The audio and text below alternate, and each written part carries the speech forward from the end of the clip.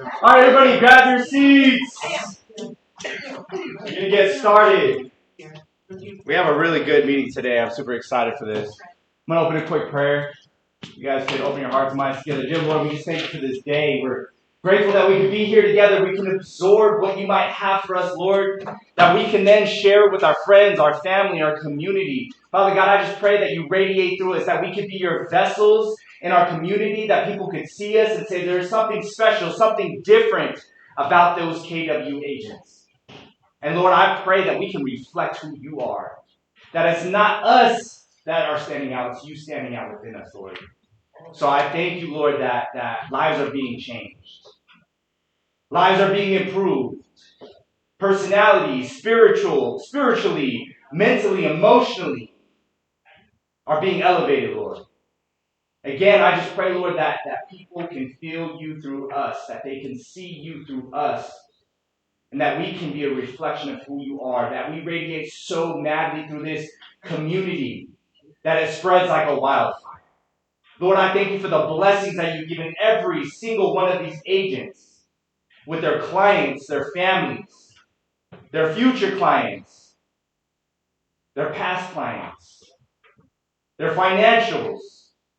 Lord, we give it to you all of it to you, Lord. We thank you and we know that you are the source that makes everything possible and that we don't have to fear because you have already overcome everything in our lives, Lord. We give you all the glory, honor, and praise. Amen. Amen. All right, guys, let's get some energy in the room. Get on your feet.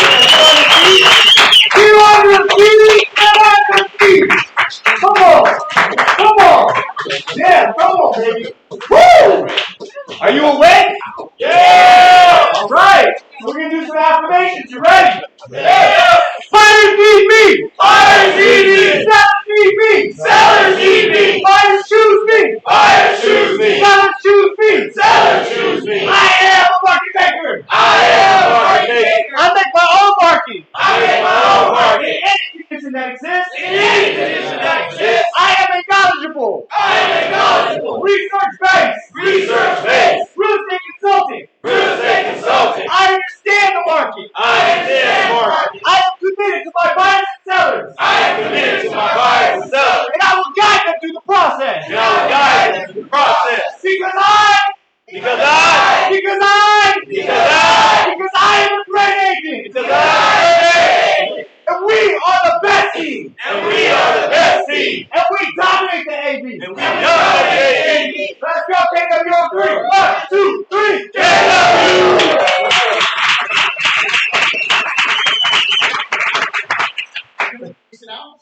Not you. Everyone but you. Wow, fired up here, huh? You have to do cartwheels. All right, you guys, we have a jam-packed, amazing session for y'all today. Today we're going to first bring up Renee with my NHD. Please hear her bell because she is feeding us today. Yeah, be nice. Real quick, yes, I'm Renee with My HD, and I'm just going to make this really fast. I'm going to show you guys two really quick tools that you can use for your listing appointments when you list a property or when you're working with buyers. Two new things on our website. You can do it from your phone at the same time, or you can watch here. I always encourage you guys to order those NHD reports at the time of listing. We have a no close, no pay policy. So if you don't close escrow or something happens, you don't have to pay for those. But the reports, once you do order the report, it gets paid once escrow closes. So real quick, either from your phones or you can just follow along and you can ask questions when the class is over today. But you can go to mynhd.com. And you don't need a login or anything like that. You can just go directly to mynhd.com, and this is what the screen will look like. If you're on your phone, it's a little different. But what you will see right here on our home screen, it says My Hashtag. And I know some of you, we've gone through this before, but you need a login. Now you don't need a login. You can access this directly. You click on it. California, pick your state. I'm just going to go ahead. You put in an address, and you can do this with as many properties as you would like. Just going to show you one real quick.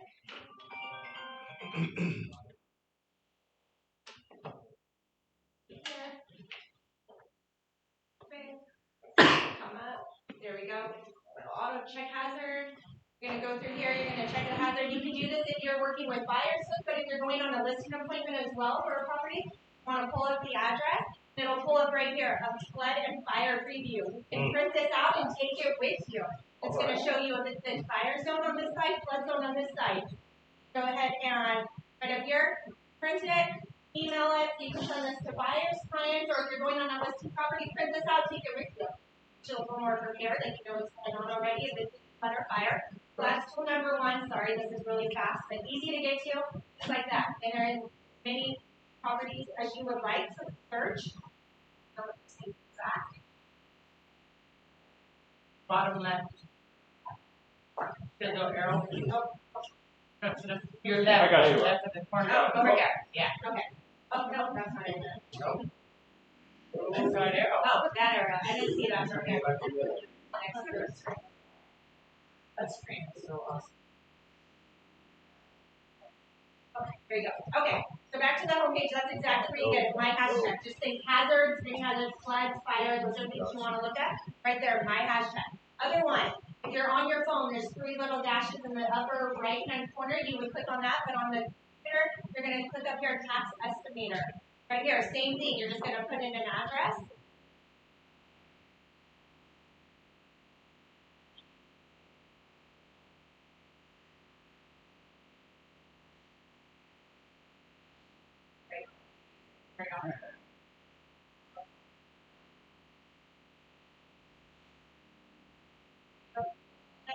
The property.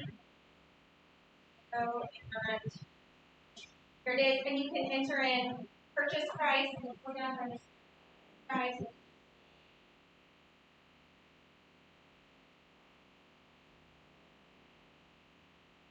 Go down here, and it's going to give you an estimated tax bill. It's going to tell if there's Belarus on the property, any special assessment, and your supplemental tax. So 2 new features on our website. Check it out.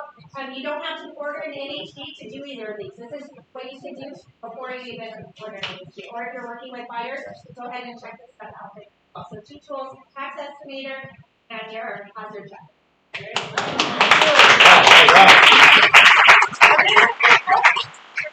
Get a listing. Just remember to check my NHD. You are the first on the drop down on the contract. Name with my NHD.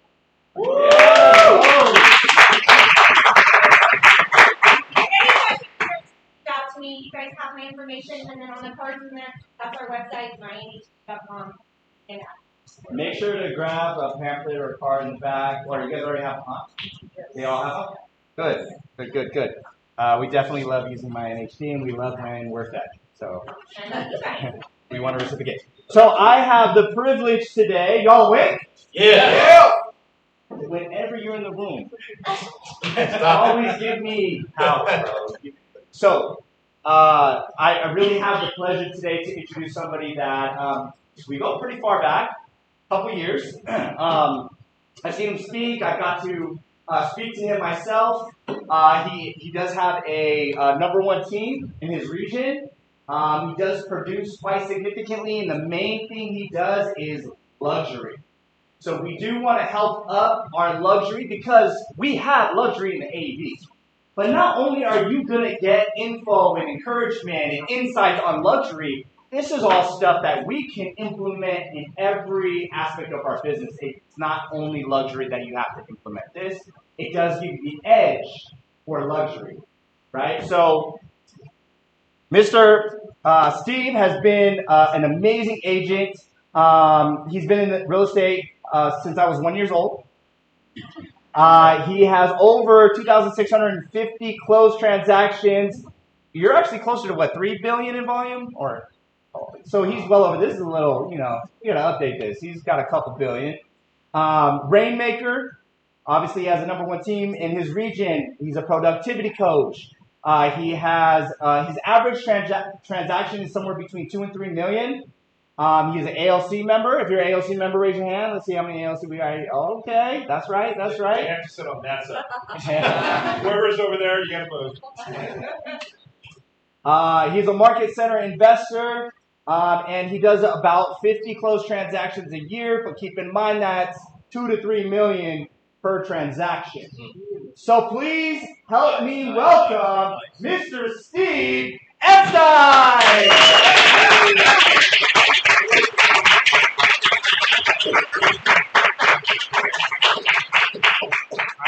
I come from the entertainment world. You do not want to follow kids, pets, or Thomas.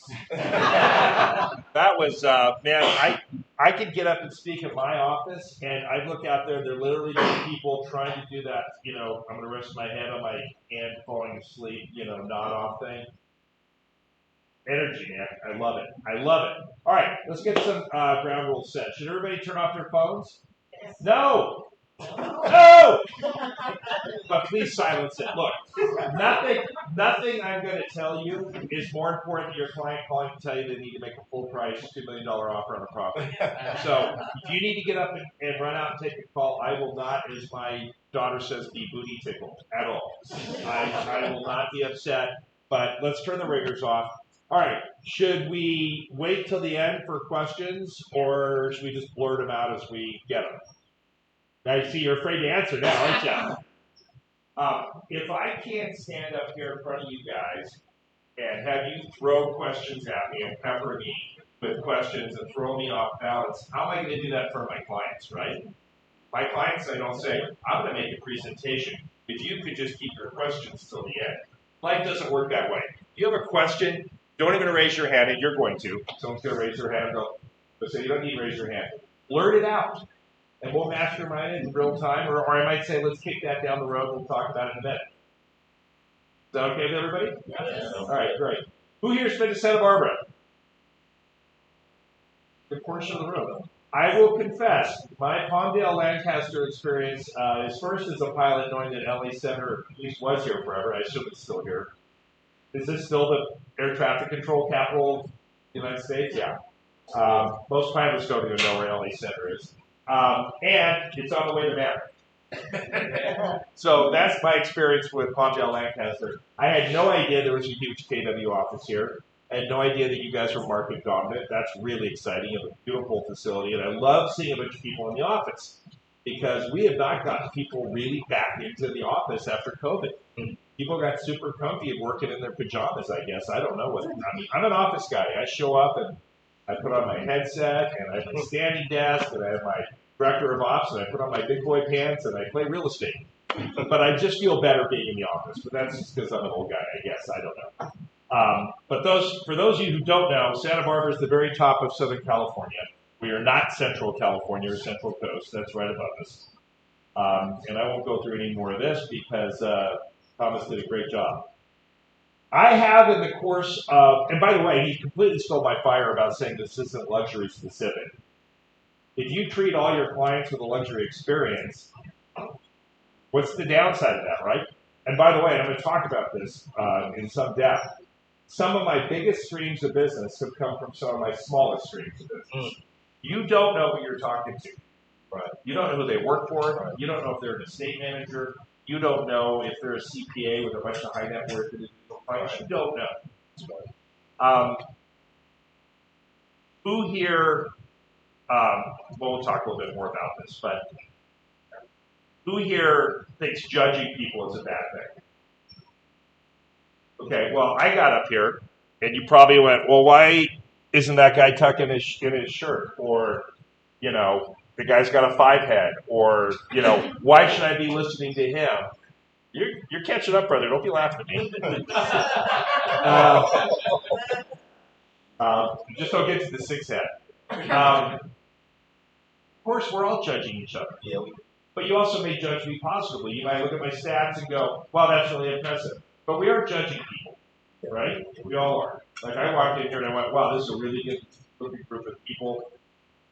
They're all energized and fired up. Like I made an opinion about you guys, or even that you were talking. And in your case, it was positive. But if I'd shown up here, you guys were traipsing in still half an hour after the start time. Thomas got up here and he's like, okay, guys, rah, here's Steve, let's go. I would judge that, right? So judging has become a 4-letter word, but you're judged all day, every day on how you show up and how you treat people. In the course of this presentation, I ripped off some really good people. If you don't know who Brady Sandell and Caroline Ho are, they are running the luxury division and they're doing an amazing job. Adam Dow's a friend of mine out of New Hampshire. I ripped off some stuff from him. Who here has read or listened to Exactly What to Say for Real Estate? Oh my gosh, guys. Okay, I'm going to make you an offer. Please, go get Exactly What to Say for Real Estate. He has a book called Exactly What to Say. Get Exactly What to Say for Real Estate Agents on Audible. I read the book. It was good. Then I listened to it 40 times on Audible. I have it in my motorcycle helmet when I'm riding. My Sunday open house is on a motorcycle, not in an open house. That's my Sunday afternoon church. And I've listened to it a bunch. If you buy that Audible and it doesn't change something in your personal or professional life, let me know and I will send you the $10 that Audible costs. Deal? I'll pay for it. If you can listen to that and tell me it didn't change your life, and I'm pretty, I'm definitely proselytizing this, but I feel really strongly about it. I'm actually in the course of, in the process of becoming a certified trainer for Exactly What to Say. So, full disclosure, I'm drinking the Kool-Aid very solidly. Anybody here know Tony Giordano? He wrote a book called The Social Agent when we were both at Coldwell Banker, but he used to teach a whole class about sort of identifying luxury things and integrating with the luxury. So I think it's important when you rip people off, they at least show their faces, right? So let's talk about the luxury consumer. What are they looking for? I can tell you that my kids who are in their late 20s care a lot less about things than they do about experiences, right? They want to have something that they can take a picture from this angle, that only young ladies do, and put it on Instagram. And they value that, being at the tap room and having a flatbread and a beer more than buying $300 jeans, right? When I was growing up, everybody wanted to have expensive jeans. Nobody cares, I think, about that as much anymore. But our modern luxury consumers are definitely looking for an experience, right? And the experience starts with deciding that they want to be somewhere, deciding on you, and then the process, right? And then what do they end up with? What is that experience? Are they experiencing like Michael Jackson's baby mama? Rebecca has a house out here for $1.3 million where Prince lives. That compound obviously is an experience for them. They get to that massive compound and there's things to experience, right? But you'll also find, like a lot of our regular consumers, that these folks they're informed and they're impatient. Chances are if you're dealing with a high net worth individual, whatever has allowed them to have the money to look at a luxury property has made them pretty high functioning. They're probably pretty smart. Now, we do get the rock stars or the professional sports figures or something that maybe aren't as sharp as some folks, and they just have a lot of money. But for the most part, the people that have ended up with a fair amount of money have done something to get themselves there. And it's really important, by the way, to know who they are and what they do, right? I mean, does a famous musician think differently than a famous scientist? Do they have different parts of their brain? Yes, 100%, right? We have a lot of aerospace in Santa Barbara. I get aerospace engineers. They want facts and figures. You'll send them a bunch of data. They'll send it back in 20 minutes all broken out at pie charts and spreadsheets and whatever. You do that with an artist or a writer, or because we have a lot of Hollywood people like you guys do, and they'll be like, yeah, I don't give a rip about any of this. How does it feel? Right? How does the property feel? Right? How is it going to make me feel? How my family and my guests going to feel? So we'll talk a little bit more about that. But emotion still drives decisions. It's a business decision, but housing, as you know, is one of those weird things where it's a serious investment. But if you go to Maslow's hierarchy of needs, shelter and housing is pretty high up there with food and water, right? And so it's really easy for us to be all businessy about this. But they're going to raise their kids there. They're going to move their elderly parents there. They're going to have births and deaths, and it's everything. It's all wrapped up. And we just need to not lose sight of that as business people and helping guide people through this process. I think most consumers, high net worth individuals or not, are wanting to focus on people that exude calmness, control, credibility, right? They're talking $500,000, $1 million, 10 million, whatever the number is. Whatever it is, it's a lot of money to them, right? And we should never lose sight of that. So obviously, you guys are the brand. How many people here think their clients care they're a KW? How many of your clients even know you're a KW? And if you don't explain it to them, they don't know. I started out in 1988 in a little boutique called John Douglas Company, which was very prominent in Los Angeles, and they had an outpost up in Montecito. And then went to Merrill Lynch Realty, which became Prudential California Realty, which is Berkshire now. That became something else, became Coldwell Banker. My clients had no idea. And I was in one building with 4 different names on it over the course of 24 years. They didn't know. A couple of my clients said, you move a lot. They said, same phone number, same parking place, same manager, same desk, different plastic insert and sign out at the corner. But if that KW sign turned into a different brand, most of your clients wouldn't know or care because you are the brand. You are who they're comfortable with. You who are they resonate. And if you called your clients and said, I'm opening my own little boutique or doing something, don't do that, it's Dave. They'd go great, probably. They don't get the power of having 200,000 agents in 65 countries. I do. I think it's phenomenal. I'll talk about that a little bit in holistic presentations. I do push it. But please be continually aware that you are the brand. How you show up, how you present, how you reach out to people, how you serve them is your brand. It's all tied together, and it's inextricably tied. You cannot separate it out, right? You show up in a beat-up, old, dirty car, whatever else you've done in your branding, it's been reduced to that. You know what it's like? It's like if you go to a house and it's really nice, except there's one glaring thing. Like the house looks really good. I feel like it's yelling over that. The house looks really good, but there's like one beam sticking out that has a bunch of drywall. Everybody's brain goes, oh, I wonder what else there is that I can't see. Or, that's telling me something. Like, oh, there's deferred maintenance there, right? Now, if the whole house is that way, then it's a project. But if it's really cool, and there's one glaring thing, I'm like, yeah, you gotta address that because people's minds are going to go there, right? So, our high-end clients and all of our clients are going to want to know why you. Why should I pick you?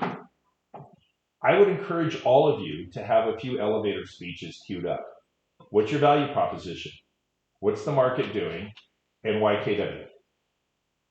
And I don't mean 20 floors of an elevator ride. I mean 2 or 3 floors. So if you got on an elevator with me and you said, hey, nice to meet you, Steve, what do you do? I might say something like, I help people realize their real estate dreams and goals. I will never tell you I sell real estate, because I do not sell real estate. I'm a trusted advisor. When we tell people we sell real estate, that's where they put us in the category of car salespeople. If you say, if you position yourself like you're their CPA or their attorney at that level, obviously we're not CPAs and attorneys, right? There may be some. We need to position ourselves as trusted advisors, not salespeople. In college, I sold cameras. If you came into the camera store, I didn't make more than minimum wage if I didn't have you leave with a camera. And then you had to have a case and an extra lens and a tripod and accessories, or I didn't make any money, right? And darn it, you left with a camera. And I didn't care if you had a Pentax, Minolta, Nikon, or Canon. They're all good cameras, and they take great pictures if you know what you're doing. But you were not leaving without a camera. Can't do that with real estate. I mean, those stupid TV shows where they're like, show them 3 properties and go, which one do you want? Yeah, just keep clicking those little ruby slippers together, Dorothy. That ain't happening. Who's ever done that? Who's ever show 3 houses and go, okay, which one?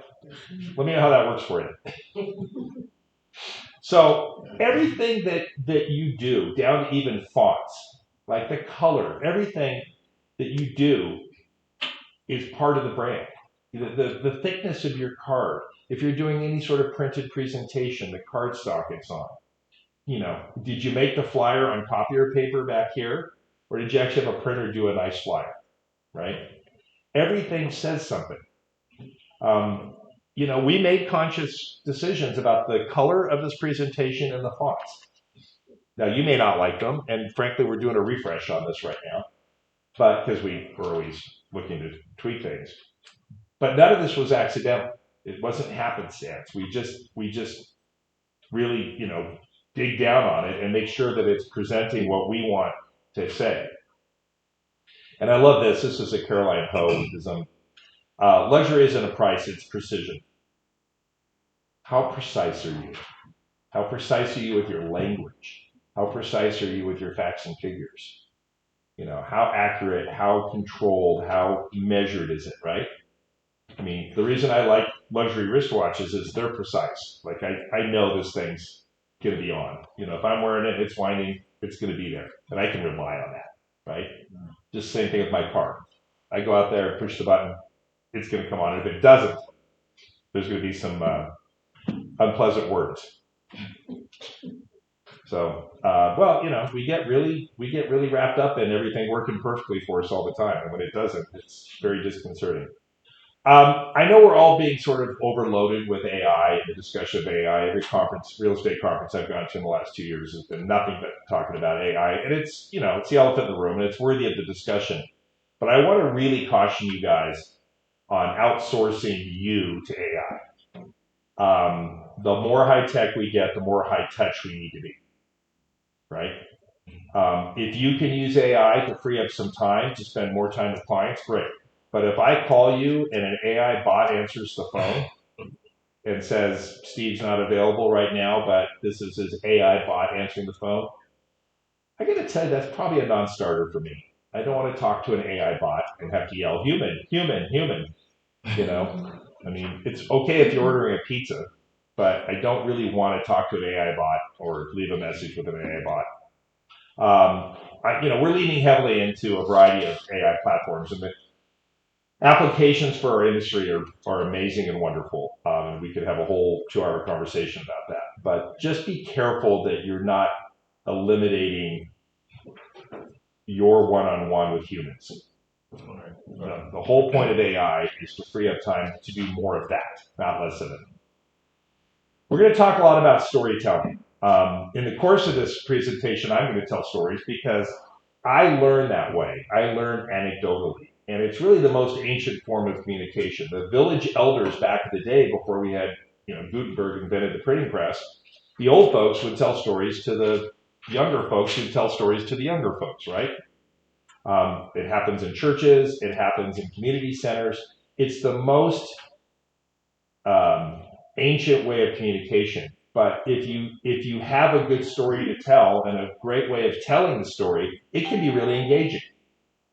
So start thinking about that. Like, what is your story? Where do you come from? What's brought you here that allows you to help me at the level you're helping? Right? What's your background? Where do you come from? It's all important. And it's how we resonate with each other. Like, I can really decide,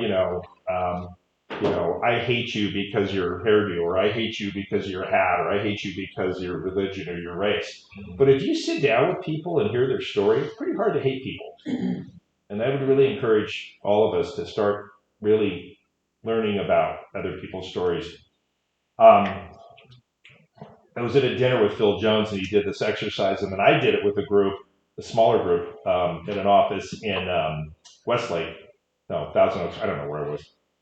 But there's 10 or 12 of us in the room. And instead of having everybody stand up and introduce themselves, I said, would you please stand up and introduce somebody else in the room that you know?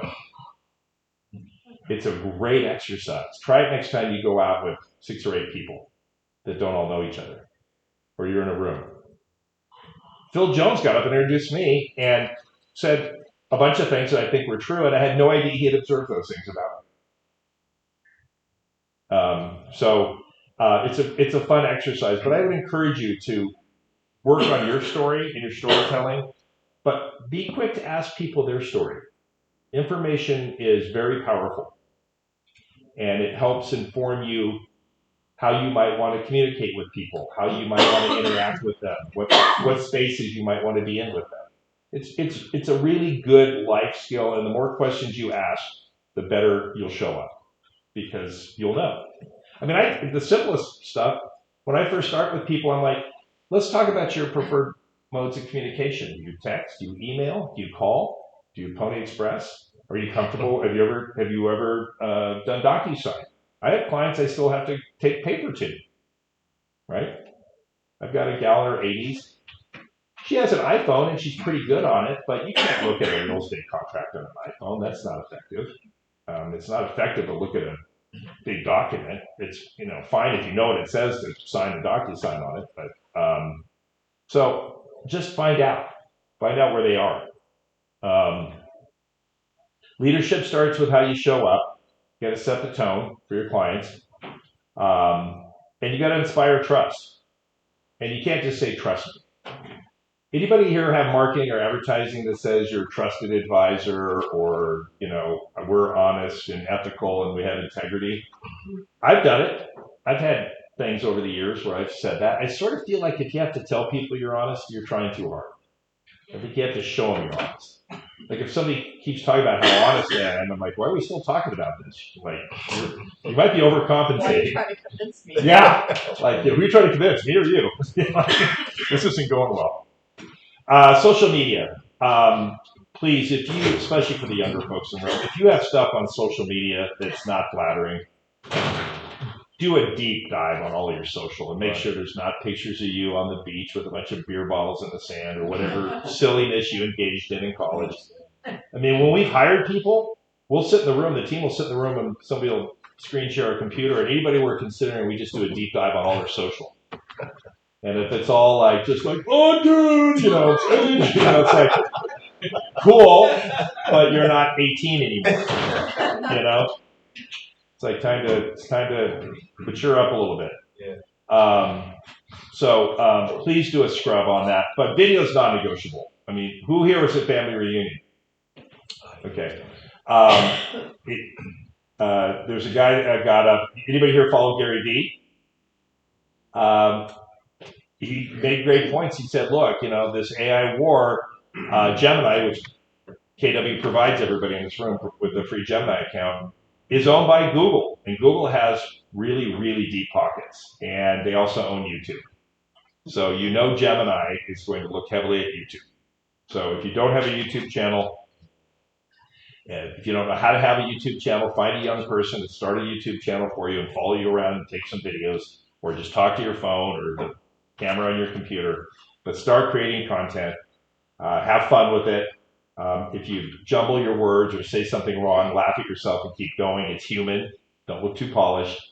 I'll be talking on some of my videos and I'll make a mistake and I go, that's not what I meant to say. Have a quick chuckle. Just keep moving. But just keep it real. The mindset for years on social was it should be about 2/3 non-real estate, about 1/3 real estate. But we try to focus on the lifestyle stuff. I love this part because it's really a KW thing, a collaboration over competition. When I got to KW 15, 16 years ago, the team leader said, I want you to get up in front of the office and teach your listing presentation. And I'm like, do you smoke it or shoot it in your arm? Like, how do you picture heroin? Like, I'm not doing that. Like, no, I'm not. Like, why don't I just go up there and drop my pants, give them the full Monty? Like, what's going on here? And he said, first of all, even if they had your numbers and they were you, they couldn't go make that presentation. And even if they did have your numbers, they're not going to do what you tell them to do anyway, right? And I'm like, well, that's a sad commentary. I've now taught my listing presentation all over the country. I don't care. By the way, at the end of this, if you want it, I'll send it to you, along with this. So different mindset, right? I came from a company where it's like, I have this, you don't, right? And now I'm at a company that's like, I have this, so you all have it. And I'm given, as much as I'm getting. Let's say give more than you get, but I'm getting plenty back. So it's great. Energy and presence are everything. Clients mirror your tone, right? If you're dragging and you're super low energy and you're just like, whatever, another day of driving around looking at property, that's pretty infectious. Anybody here know about mirroring? Yes. I did a 2-day course on mirroring. It's just fascinating. But it has to do with how your clients are speaking. Are they using a lot of big polysyllabic words? Are they more plain speakers? Are they speaking quickly? Are they speaking really slowly? Which for me is very painful. Because I'm like, TikTok, time is money, let's go. Here we go, time to sell real estate. So it's a chore for me. If I show up and somebody's super methodical and slow, I have to really just get into a chill, right? Luxury is not a price point. It's a state of excellence. It's how you make people feel from the first hello to the final handshake. Anybody here familiar with the expression of surprise and delight? It's kind of a Brady Sandeldism, but they do things like after the listing presentation, they send over one of these really super high-end bougie candles, and they say something like, "This is going to fill your wonderful home with a wonderful scent, and we'll have your house sold before you're through the candle," or something. I can't remember. I'm butchering the message, but every opportunity you have with a client, think about a way to level that up one notch. I have a great lender in Santa Barbara who listens to everything everybody says and then sends them little gifts. And I was on some call with her and I made some joke about how I was going into the gas station. And my guilty pleasure is if I go into a gas station to get a water or something, I buy peanut M&Ms because in my mind they're healthy because there's peanuts in them. And forget about all the candy and the chocolate and the food coloring, but there's a peanut in there. Yeah, that's right. So it's health food. And I made a joke about peanut M&Ms. Well, 3 weeks later, this big box of individually like Halloween-sized peanut M&Ms shows up, and my girlfriend's like, "Who's sending you candy?" And I'm like, "I don't know where this." I completely disconnected. And then she finally called and said, "Did you get a box from me?" I'm like, "Did you send M&Ms?" So what did that cost her? $20, $30 to send me a big old box of M&Ms? Nothing. Right. But I felt heard. She did something fun. It was easy, right? That's the surprise and delight. It's not sending somebody a $300 bottle of, champagne. It's listening to them, appreciating them and understanding what they're into. So I have some generic slides here on KW Luxury that I'm not going to spend. I do believe that. I don't think that's propaganda, but I might spend a time on. And this matters too, a lot. And that's not just the people in the room here, it's the people we're in business with throughout the community. And you do have a choice, by the way, of who you do business with. I mean, there's people in Santa Barbara I won't have my name associated with, slumlords or certain people. I don't want to be dragged down with them. This comes out regularly. This, I guess, was late 2025. We need to update this. But this is the language of real estate, the luxury lore. We sell more luxury real estate than most companies combined. I'm guessing, is luxury here 750 and up? Is that anybody know? Is that the bench? It probably is. Yeah. I think in our market it's 2.4, 2.5, and it should be higher. That's close to our average price. Anyway, we have a bunch of great slides. If you're doing a luxury listing presentation, there's a bunch of information you can get from kw.luxury.com about this stuff that'll be current. That's a 2024 slide, but you get the idea. All right, well, we talked about this. Have a story to tell, right? One of the stories I tell is I came from the theatrical production world. I'm a classically trained theatrical lighting designer. I owned a sound and lighting company. When I'm rolling out a new listing, for me, that's opening night, and the reviewers are going to be in the front row, and when the curtain comes back, that property, that stage, has to look as good as it's ever going to look. And that includes pricing. It has to be well positioned, has to be priced right. The marketing materials have to be tight as they can be and the best they can be at all times. Because the reviewers are in the front row, and if they give me a bad review, that Broadway show is going to close in 6 weeks. Right? I mean, if I owned a restaurant that I was opening up, I would keep the food critics away for 6 weeks. I don't go to new restaurants in Santa Barbara when they first open. I was like, "Oh, there's this great new restaurant." I'm like, I'm not going to negatively impact on things that aren't worked out yet, right? I'm going to stay away until it becomes a well-oiled machine, then I'm going to go try it. And half the time I do that, they're not around by the time I want to try it, which tells you everything you need to know. But that's part of a story I tell, right? About where I come from and why it is I operate the way I do. My mindset on what I'm going to do to properly position your listing to be rolled out on the market with a big ta-da, with the curtain pulling back, looking absolutely the best it can possibly be on every possible metric. Does that make sense? Yes. All right. Some of this is true. It says don't look for luxury in watches or bracelets or villas or sailboats. I might look at luxury in some of those things, but I do like this. It's being loved by people, it's being respected, It's having your parents alive. I'm down to one. Luxury is being able to play with your grandchildren. Luxury is what money can't buy. So, you talk to people that buy private jets, and the main thing they'll tell you is, I'm just buying some time back, right? I'm just getting control of my time because I'm as busy as I am, and I don't have the luxury of, not the luxury, I don't have the time and the bandwidth to, spend 3 or 4 hours every time I have a leg of a flight. So they're buying time to be with their family or do whatever it is they need to do. By the way, we did land that helicopter there for that listing video. He almost hit the drone operator, and then they almost had a fist fight over the near collision. It was the helicopter pilot's fault, but had he sucked that drone into the intake of that helicopter, there probably would have been a little fire with a weenie roast going in that motor court. I think we should all get together and write a book on all the crazy stuff we've done in real estate. So our high net worth individual's approach to the selection of a real estate agent is going to be deeply personal. It's going to be an extension of a variety of things: lifestyle, legacy, security, identity.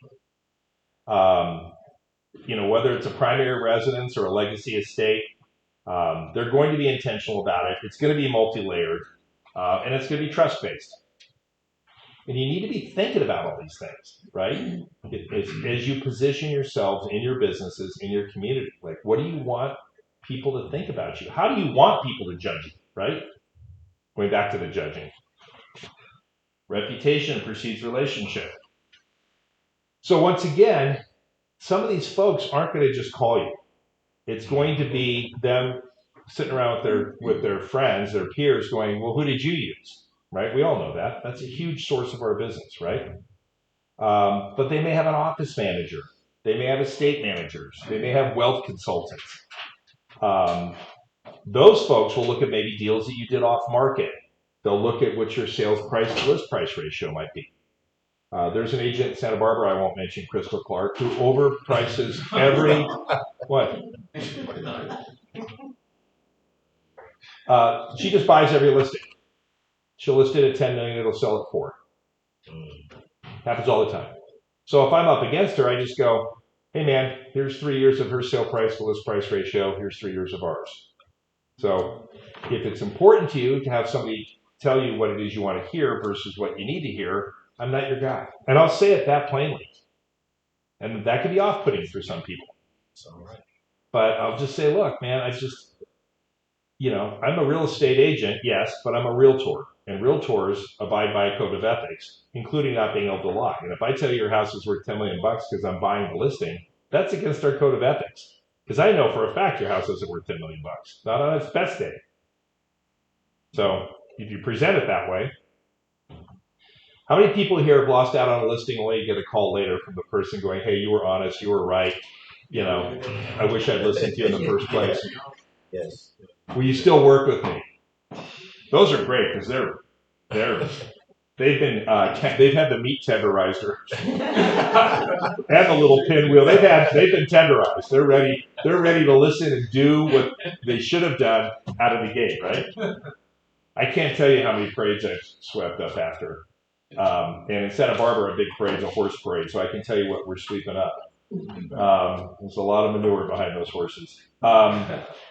But your reputation for integrity and your alignment with elevated standards of service, right? Do the friends that they're talking to say, Clara, I just picked on you because you had a name tag. I'm looking around going, her name's Keller Williams. Her name's KW. And my eyes are too old to see your name tag. Did Clara, Clara went the extra mile, and we, she did this or she did that, and we had this challenge, which is, is there going to be a challenge in an escrow? Yes, of course it is. Duh. The question is, everybody can get a property into escrow. The question is, can you keep it in escrow? The question is, do you have the smarts, you have the wherewithal, and you have the resources when the challenge comes up to go, the last 100 times that came up, we brought in the geologist or the plumber or the roofer or the drainage expert or the pool, whoever it is, right? It's the 300 people you have on your phone that you rely on every day. So those are going to be the conversations. By the way, that was a $15 million listing that I think we both, within a week, I think we had Ozzy Osbourne there and Katy Perry. And TMZ followed Katy Perry to that house and took pictures. And then her agent called screaming at us, suggesting that we had collected the $250 fee that TMZ pays for those tips. And we're like, yeah, that's how we roll. When we know there's a celeb coming, we call TMZ.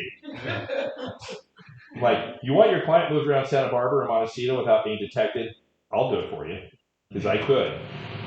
I have a white Tahoe. We'd show up with 3 white Tahoes, and if they were on me, they wouldn't be for long. So there's nothing more powerful than personal introductions, and there's going to be a lot of crossover on this and some repetition. But if you're like me, I have to hear things half a dozen times before they resonate. If you're not actively getting into relationships with attorneys, wealth managers, private bankers, estate planners, and other peers with curated networks, you're leaving money on the table. Years ago, I had a young, energetic new team member, and he said, I got to get something going. And I said, start calling CPAs and ask them if you can have 10 minutes of their time for a quick coffee. They're going to tell you they're too busy. Pivot and say, I would love 10 minutes of your time. May I bring you a coffee? 10 minutes won't be 10 minutes, it'll be 45. How do you take your coffee? What coffee shop do you prefer to get it from? So he did it. He went to a CPA on a relatively cold call. I think maybe he just so you knew it. And he said, look, what would you tell yourself 30 or 40 years ago when you were starting your CPA practice? What would you tell a young guy starting off to do? Well, now you've gone to them and you're asking their opinion, which is very flattering. Am I flattered to be asked to come down here and pour into you guys? Yeah, it's really flattering that you guys think it's a good idea to sit in here for an hour or so and listen to me babble on about God knows what. It's flattering. So he has this whole conversation with the guy. The next day, a client walks in and says, hey, I have this property, this house, and I've been renting it out, and the tenants are leaving, and I think I'm over being a landlord. He goes, oh, I just met this really cool young guy yesterday, and we connected. So we connect, we sell the guy's house. He heads up Hayward's Lumber, which is the big construction supply house. Buddy of his comes in and goes, oh, we have this opportunity to buy this house we're renting, but we have to sell this other house we own. He goes, oh, I just sold a house with Steve and Dusty. So I think we did $3 or $4 million worth of business off that cup of coffee.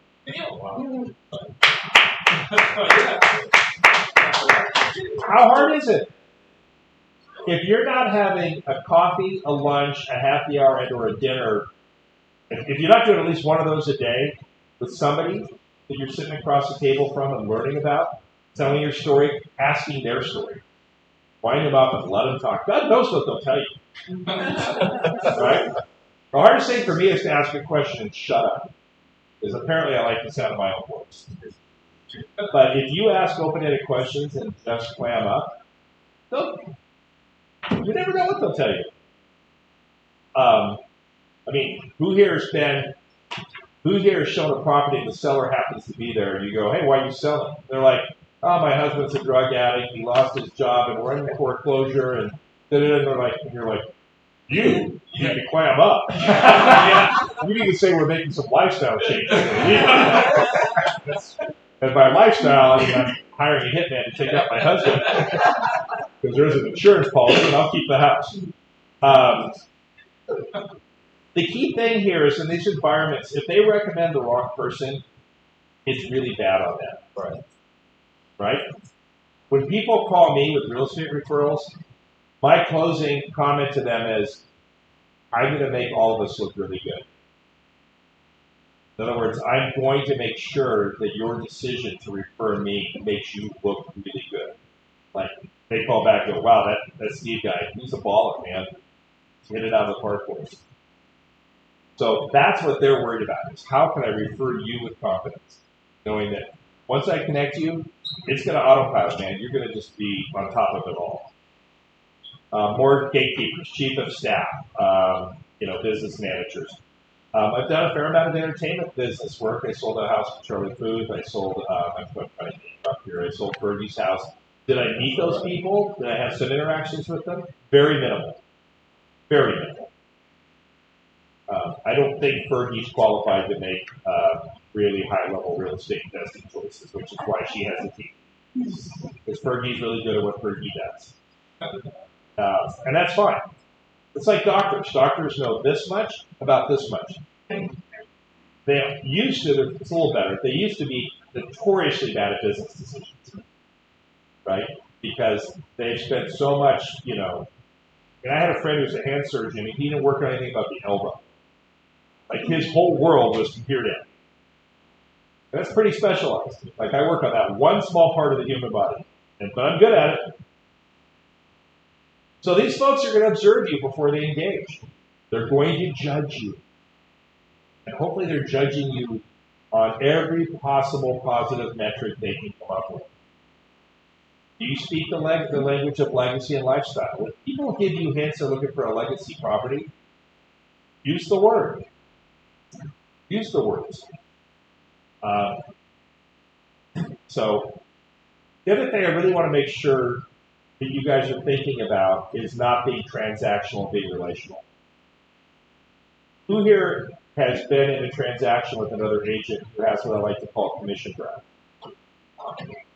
Yeah. I mean, I literally, because when we've had down markets, I've sold more than my fair share of foreclosures. I've literally had agents call me in a multiple offer situation going, I can't make my rent this month, would you please do what you can to push my offer? As if that has anything to do with the validity of their offer, the nature of their buyer, or what my client may or may not do. Like, really? Like, you're really saying that with your outdoor voice? I'm sorry that you're struggling. You know, maybe real estate's not for you. I don't know. But if you really seem obsessed with the transaction versus being interested in a long-term relationship, it's going to, you know, it's like dogs can smell fear. Our clients can smell that. Like, this guy just wants to get this closed and move on to the next deal. I say things like, well, we're gonna be in a relationship a long time because I'm going to be your real estate agent for life. Right? Right. I just tell them. That whole scene from Star Wars where they roll into the village on the cruiser and it says these aren't the droids you're looking for. There's a very powerful message in there. To an extent, you can tell people how to think. And in fact, if you remember that Star Wars movie, those were the droids they were looking for. But they turned to each other and said, these aren't the droids we're looking for. And on they went. When I send marketing materials to the client, the photography, the video, and all the collateral, I go, wow, these turned out outstanding. My team hit it out of the park. And they're like, yeah, those are great. I've already told them before they look at the pictures, like, you're going to love this. That they look at each other like, honey, we're going to love this. Try it. There's no downside. They can look at it and go, I don't like that picture. And you look at it and go, yeah, you know, you're right. Maybe let's swap that out for something else. It doesn't mean like you have to get entrenched in that position. So there's a whole values-based introductory meeting. And high net worth individuals and a lot of our other clients really value their privacy. So use words like that. Talk about how you protect the integrity of their private business. It's important. What would your client say is the most important thing about working with you? Think about that. By the way, ask some of your clients. You might be surprised what they tell you. But have these conversations. There's no downside. You either agree with what they say, you'll disagree, or you'll like something they said that might help you do more of it or do it differently. But your ability to listen deeply, respond with thoughtful clarity, and project quiet confidence, not bravado, is essential. Critical. So, you know, there's going to be that trial engagement, that silent testing. You know, they talk about privacy. Is the timing appropriate? So you know what I hate is you see an agent go into a listing presentation and we're like, we're going to get your house sold for top dollar really quickly. You know what that says to me? This guy can't wait to move on to the next deal after. I say we're going to get you top dollar in a time period that's appropriate for you. I mean, we've all met with people who are like, I'm talking to you now, but I'm not moving until my kid graduates from high school. I'm not pulling her out of high school. That might be 9 months from now. I'm like, great. Let's get a listing signed now. I can help you start doing all the stuff, you know, get you the contractors, get your house painted, or put your new roof on, or landscape, and we can order the HD and the prelim and the, you know, do the pre-listing inspections, and nice long runway to get it all done. Just get it signed up now. Roll it out of the MLS, so, you know, we're ready. Or in my case, I've got a 40-acre vineyard property. You don't want to shoot that vineyard when the leaves aren't on the vines. It looks terrible. It's a bunch of acres of sticks, just sticks. But when it's all leafed in and there's clusters of beautiful wine grapes hanging, that's photogenic. So, you know, sometimes you have that. Like, hey, let's shoot this in the spring and not the fall. I have a question. Yeah. He raised his hand. Couldn't help it. So when it comes to high end, they have unique properties. How would you figure out to unique properties like that? You know what's cool about most of the listings in my market? There are no comps. It's a double-edged sword. So let's say you get a property and you decide it's worth $2 million. You put on the market. Agent goes, you know, it's a custom home. Yeah. It's you know, it's got probably a lot of unique stuff about it. They go, it's not worth $2 million. My response would be, show me all the other properties just like this that sold for less than $2 million. Right? It's a double-edged sword. Yeah. So we could spend a whole afternoon talking about valuing high-end property. I do it several different ways. After I'm done with what I do, I check. You guys have RPR? Yes. Okay. I think RPR might be the best source of computerized valuation. The key thing here, you need to raise your right hand and say it with me. Computers cannot value real estate. Computers don't. They can't. You know, I've got a couple services that send out automated valuations, and I immediately follow them and go, obviously, that was a computer valuation. You really want to know the true number and kind of value. And I might even say, I think they're in the ballpark for bouncing your house again. Or I might go, I don't know what the computer was smoking. Like, I don't know where it thought that was a good idea. Because every now and then you look at it and you go, by the way, do you guys have Cloud CMA? Yeah. Use Cloud CMA? There's a slide I discovered recently that shows of your list of solds, it shows what the assessment was and when it sold. It's occasionally right in the same way that I have a really cool clock in my office that takes a battery that I have twice a year, twice a day, that thing's right. A stock clock's right twice a day. And a blind nut finds a squirrel. I got millions of them. I would suggest, if it's really out of the box, that you do, there's a couple things you can do. Once it's signed, you can let them know that you're going to do a price evaluation and either round up a bunch of your friends here, or what I will do is, if it's a specific area at a specific price point, I'll look back 2, 3, 4, 5 years, see who has sold other properties that are remotely in that price point or that area. And I will, on Caravan Day, we do 10 to 1. So from 12 to 2, I'll have a lunch, so they can still caravan and still make it see me. And I'll say, hey, we're going to have a lunch. This is by invite only, but I'd like to get your opinion about it. You give them a sandwich and a water. I have a little form. You know, where do you think we should list? What do you think it'll sell for? Anything you think the seller ought to be doing to maximize their position? You know, I have 3 or 4 questions. They get to jump on saying something that's not on the market yet. They get a sandwich, get their opinion. And now you've crowdsourced it, so it's not just one guy with an opinion. Their opinions are like, you know what? Did you do like a price per square foot? That sort of? Not in my market. We're not especially square footage driven. We're more about you, location, school district. It's so much more than price per square foot. And that would blow your mind.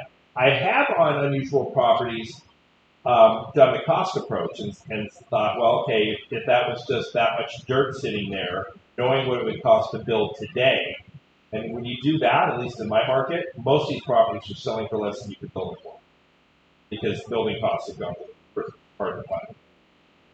There's a contractor in Montecito that's quoting $5,000 a foot for new construction, and he's got 10 projects and 10 people waiting. And that's just him.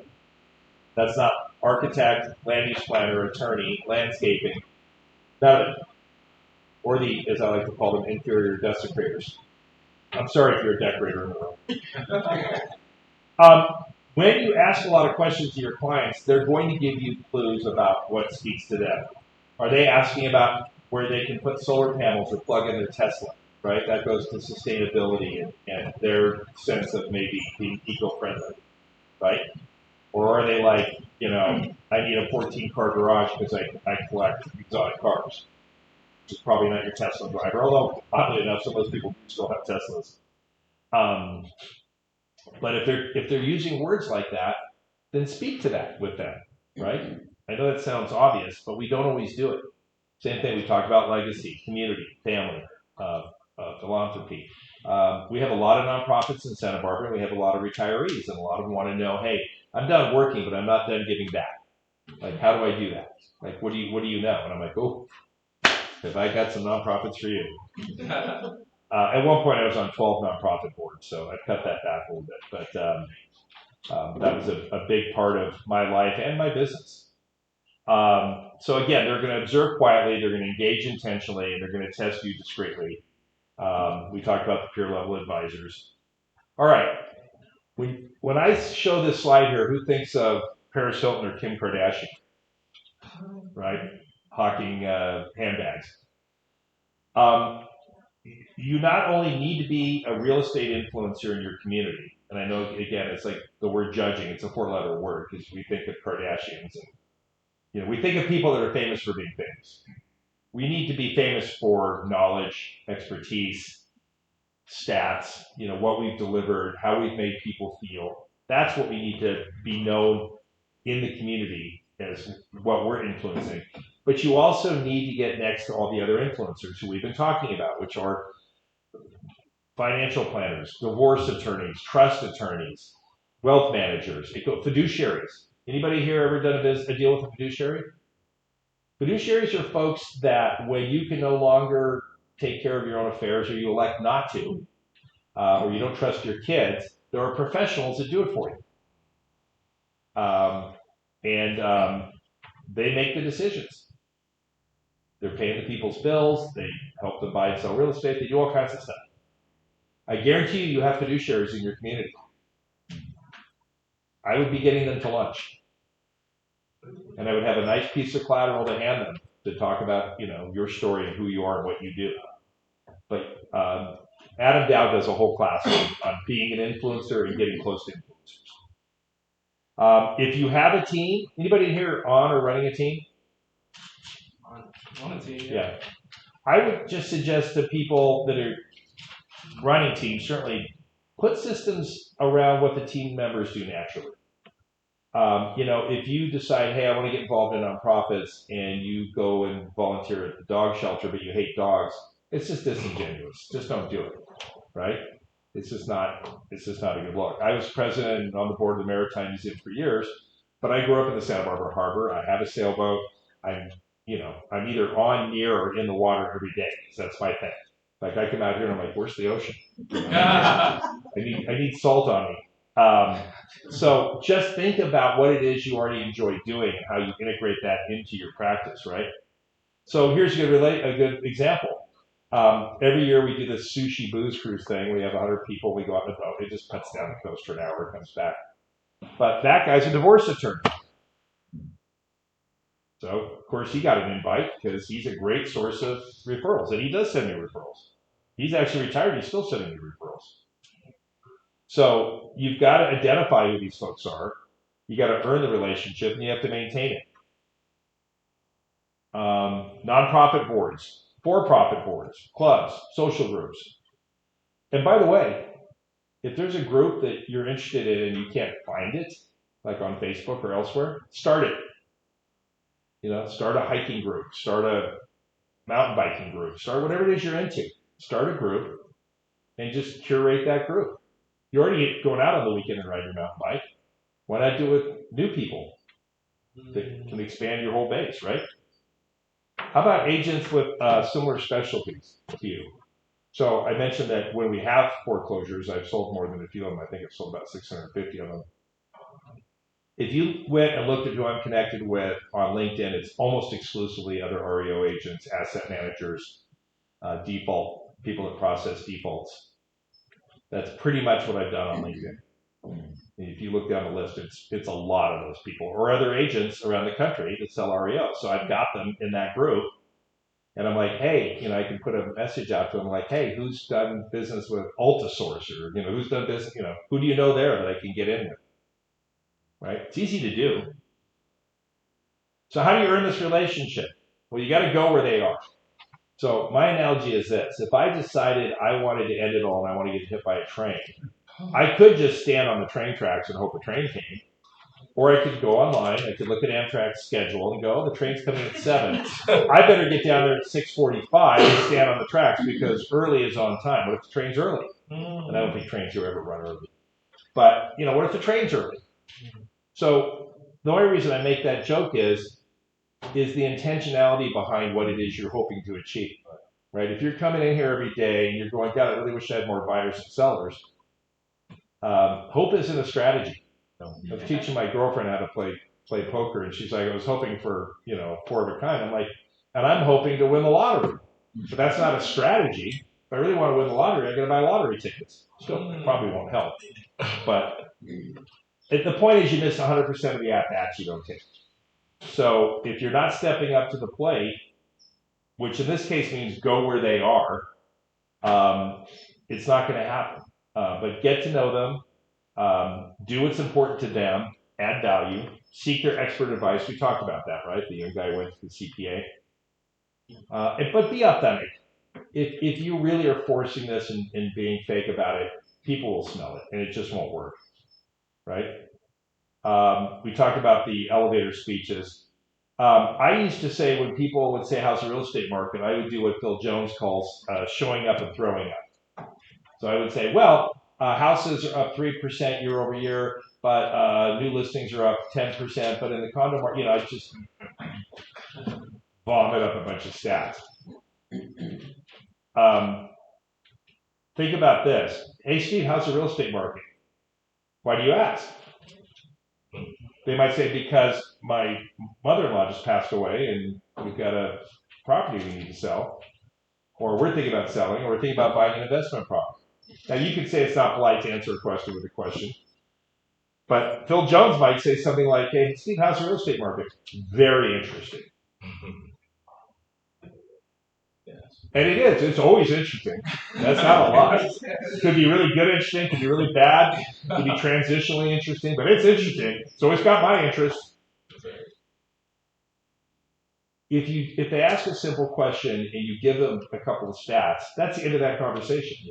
Yeah. Right? Yeah. Yeah, the market's up 3%. Okay, good to know. Nice to see you, brother. I'm like, whoa, wait a minute. That was just the opening hand. We're not done here. But every time I sit down in the barber chair, the only thing the barber knows to ask me is, how's the market? He doesn't know what, he doesn't know what I do. I barely know how he cuts hair. Put some time into this. Be intentional about how you communicate with people, what it means. Does it further a conversation? Does it allow you to get some information out of them that you might be able to use to help them? Right? All right.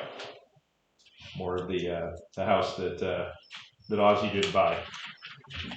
Please try to avoid being that person, that pushy realtor. That's what's gotten us to where we are with our reputation. When I got in the business in 1988, NAR had just done a poll and surveyed I don't know how many Americans who put real estate agents slightly above used car salesmen but below attorneys. And I thought, well, that's probably not undeserved. Like that, and by the way, it only takes one bozo to pull us all down into that, right? So, I just would suggest that less is more, especially in the luxury sphere. I always ask people what they do because I'm fascinated, but that information is powerful. Going back to the questions, are they an engineer? Are they a musician, a writer? What part of their brain are they in, right? And I'm fascinated by it. There's a guy in Santa Barbara. The only reason I know this is I got a buddy of mine, a job flying his private jet. He buys the oil from the fryers at fast food and he's got a tallow business. So he sells used fat. And he's flying around the country in a jet. And I'm like, I don't think I even needed to go to college for that one. I'm like, wow, that's a thing.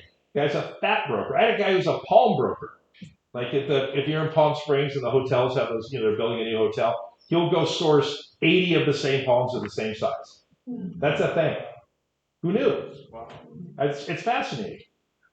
I always want to mention something to make them ask me what I do. So I pulled up in a little BMW convertible today, but I might be at the gas station gassing that up, and somebody will say, "Hey man, nice car." And I go, "Yeah, I love this thing, but it's not the best car for my business, but I make it work, and I keep pumping gas." And they're thinking, "What does this guy drive an M4 convertible? Like, how does he pull that off for business?" Now, at Santa Barbara, they might go, "He's a real estate agent." But people ask, like, "Well, what is it you do? Do you get to drive that car for business?" I'm like, I help people realize their real estate dreams and goals, right? And then now we're talking about real estate, right? But I want to make them ask me. Anybody here carry cards, business cards? Mm-hmm. I don't. That's my wallet. No room for cards. So here's a little trick. "Oh, let me get your card." That's a conversation ender, right? Mm-hmm.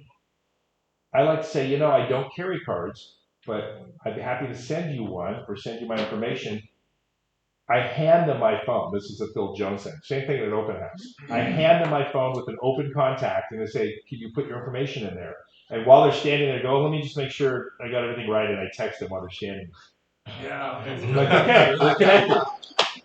Right? I actually have one of those Popple cards, like a doc card thing. So I'll go, "Hey, let me just send you this Popple card real quick, and then you'll have all my digits." And then if it doesn't chime or vibrate, I'm like, "You sure I got that number?" Because, the open house sign has, Mickey Mouse at fu.com. I don't know why people have to be aggro about that. They can say decline to state, but they think they're being creative by being hostile.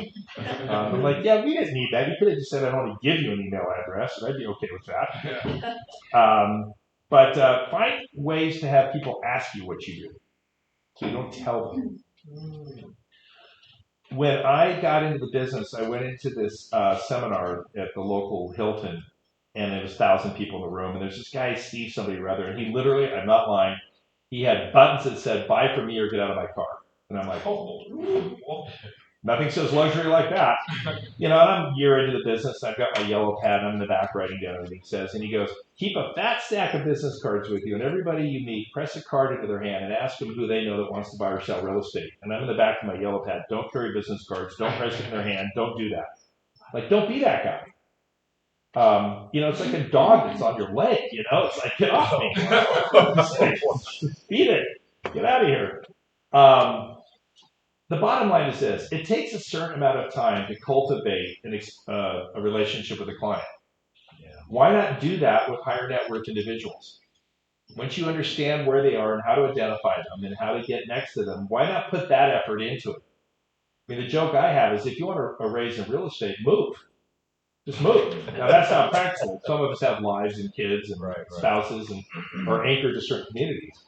But if I was starting a real estate practice today and I wasn't tethered to a community, I'd be looking real hard at what communities I want to go to break into that have a price point, right?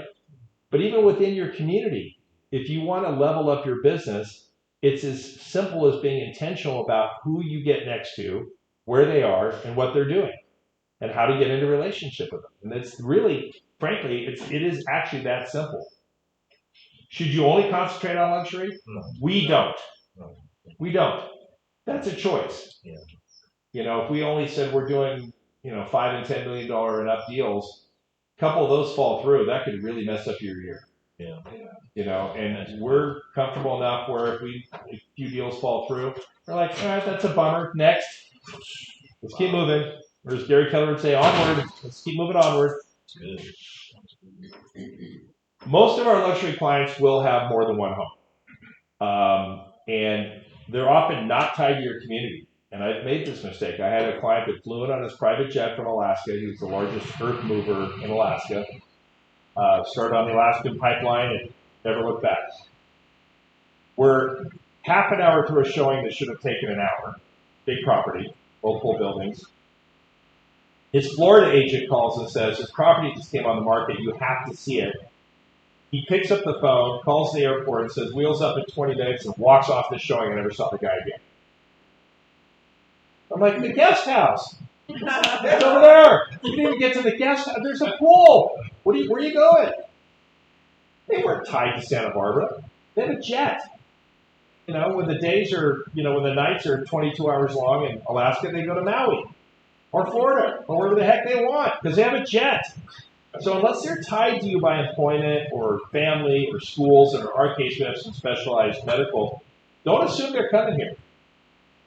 They might be looking here, they might be looking elsewhere. I've had people say I'm going to look from La Jolla to Cambria. I'm like, wow. Like, if you like La Jolla, you won't like Cambria. Because I don't know if you've been to Cambria, but somewhere around 7 o'clock at night they roll the streets up. It's a good place to take your significant other for a getaway weekend, and that's about it.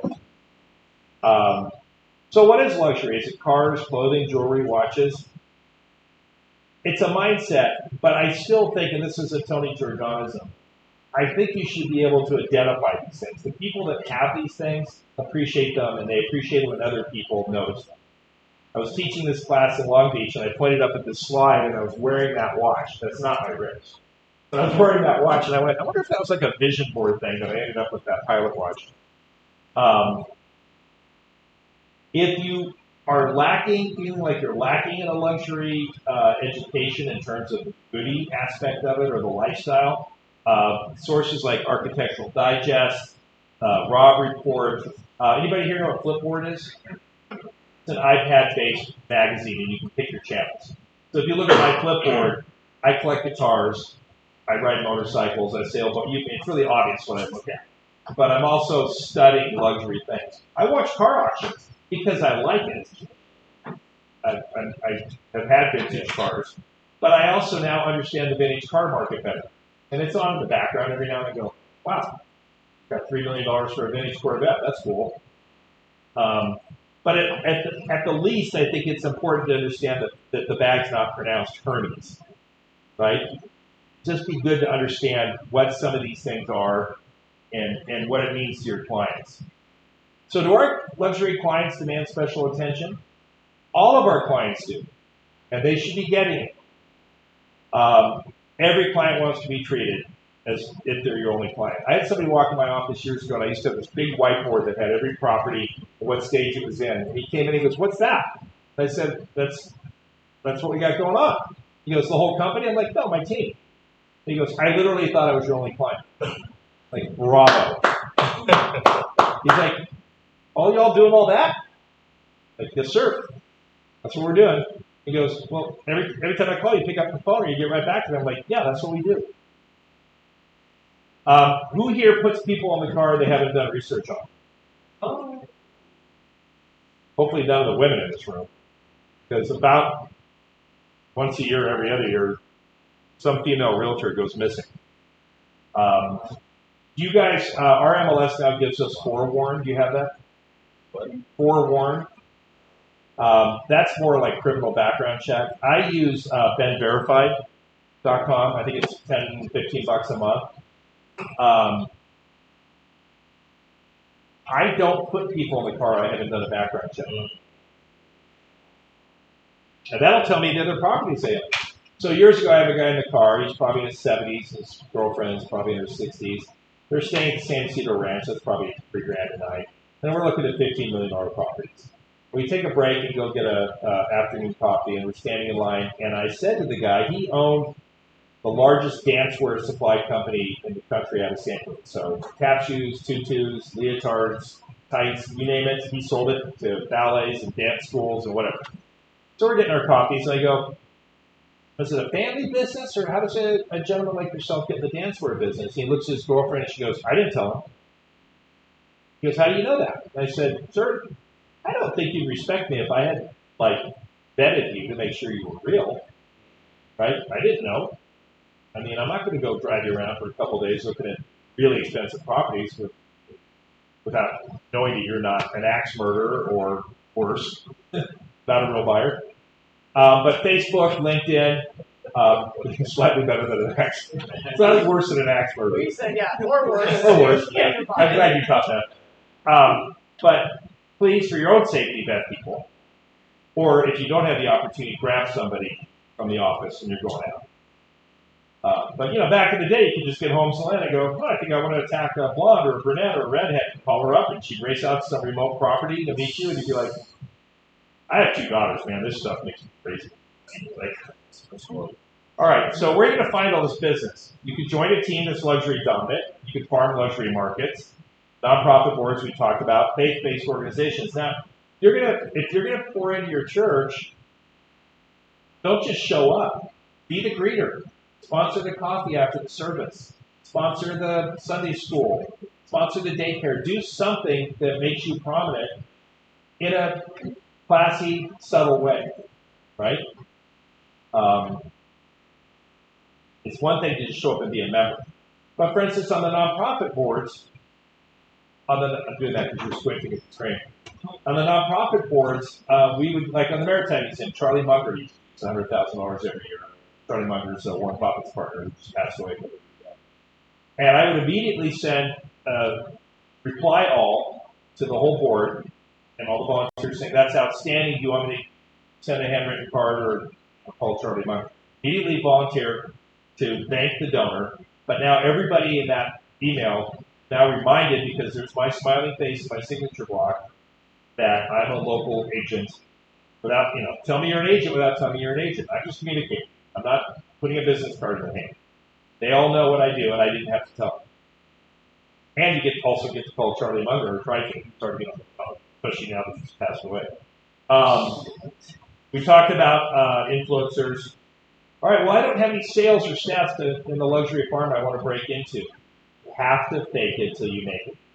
When I got in the business and I had my little binder listing presentation, I think that was Prudential California Realty. I still have it on the shelf in the garage. It was all we. We sold these homes. These are our stats. If somebody asked, I would say, well, this is our office or our company. We work collaboratively. You guys work collaboratively? Yeah. Of course you do. Based on the synergy in this room, I'm guessing more so than a lot of folks. So fake it till you make it. Use big picture stats. And you can't lie about it. If they say, did you personally sell these? You can't say you did. Offer to hold open houses for luxury agents. Offer to circle prospect. We don't circle prospect all of our listings. So you have to raise your hand. Yeah.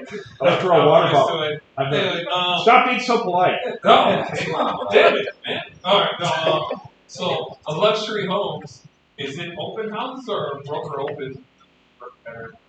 Well, of course, the cool thing about a Sunday or Saturday open is people are coming to you to ostensibly talk about real estate.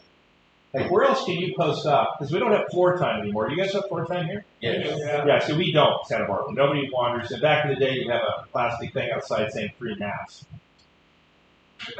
There's people in this room who have never opened a map. They just haven't seen one or opened it.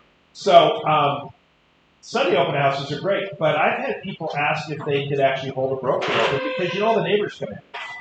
Yeah. Right? So if it's an agent I trust and like, I'll let them do it. That's a little tougher, especially with the seller. It's like, wait a minute, who's this person? One thing if it's somebody on your team. But here's another example. If you're going to go get a coffee, and you're in your neighborhood, but there's a more affluent neighborhood over there, it takes you 10 minutes to drive over there, go get a coffee there. Show up there regularly, because pretty soon you're going to be in line with people, and you're going to be like, oh, I see you here all the time, man.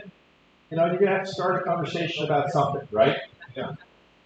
Upscale restaurants, upscale bars, events, gyms. Look, you could go join Gold's and pay $60 a month, or you can go to some bougie gym and pay $150 a month. But the people at the $150 a month gym are probably a little more affluent. So, I would deduct that as marketing. Seriously. I belong, it doesn't look like it, but I belong to the bougiest gym in Santa Barbara. All right, lifestyle. So, yeah, you want to go to Cars and Coffee, but you don't have a car to take the Cars and Coffee or whatever it is. Fractional ownership. I'm a part owner of a 41-foot sailboat. I don't need to own the whole thing. It's easy to get into some of these things fractionally. We talked about nonprofit boards and community groups. This gets a little stickier with the politicians. It's not bad in our community. We're pretty much all in one camp for the most part, not entirely. But that's a little stickier. That is my U.S. congressman. Who here has made media appearances? Anybody? All right. I lately have been doing one about every 2 weeks. So, for instance, Santa Barbara's trying to enact rent caps on rents, rent hike increases. or being capped. They're doing all kinds of crazy stuff. They're choking back on vacation rentals even more. I've made it clear to the local media stations that I'm available to comment on these things.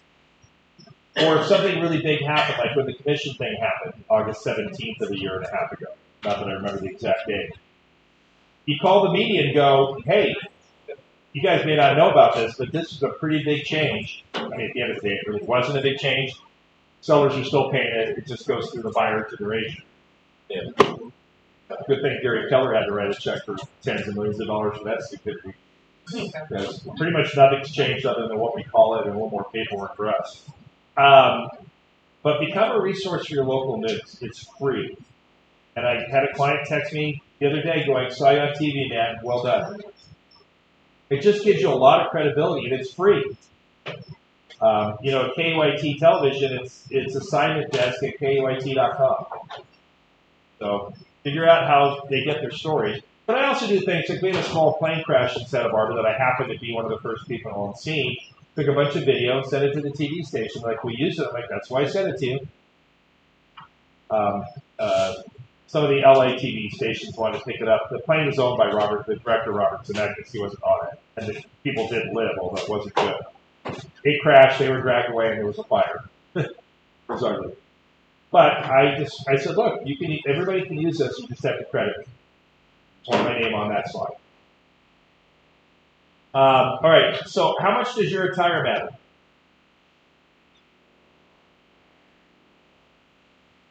I think it matters a lot.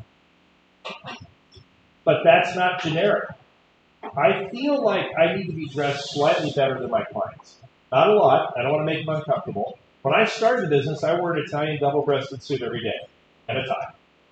And then I realized I was the only goon in the room with a suit and tie on.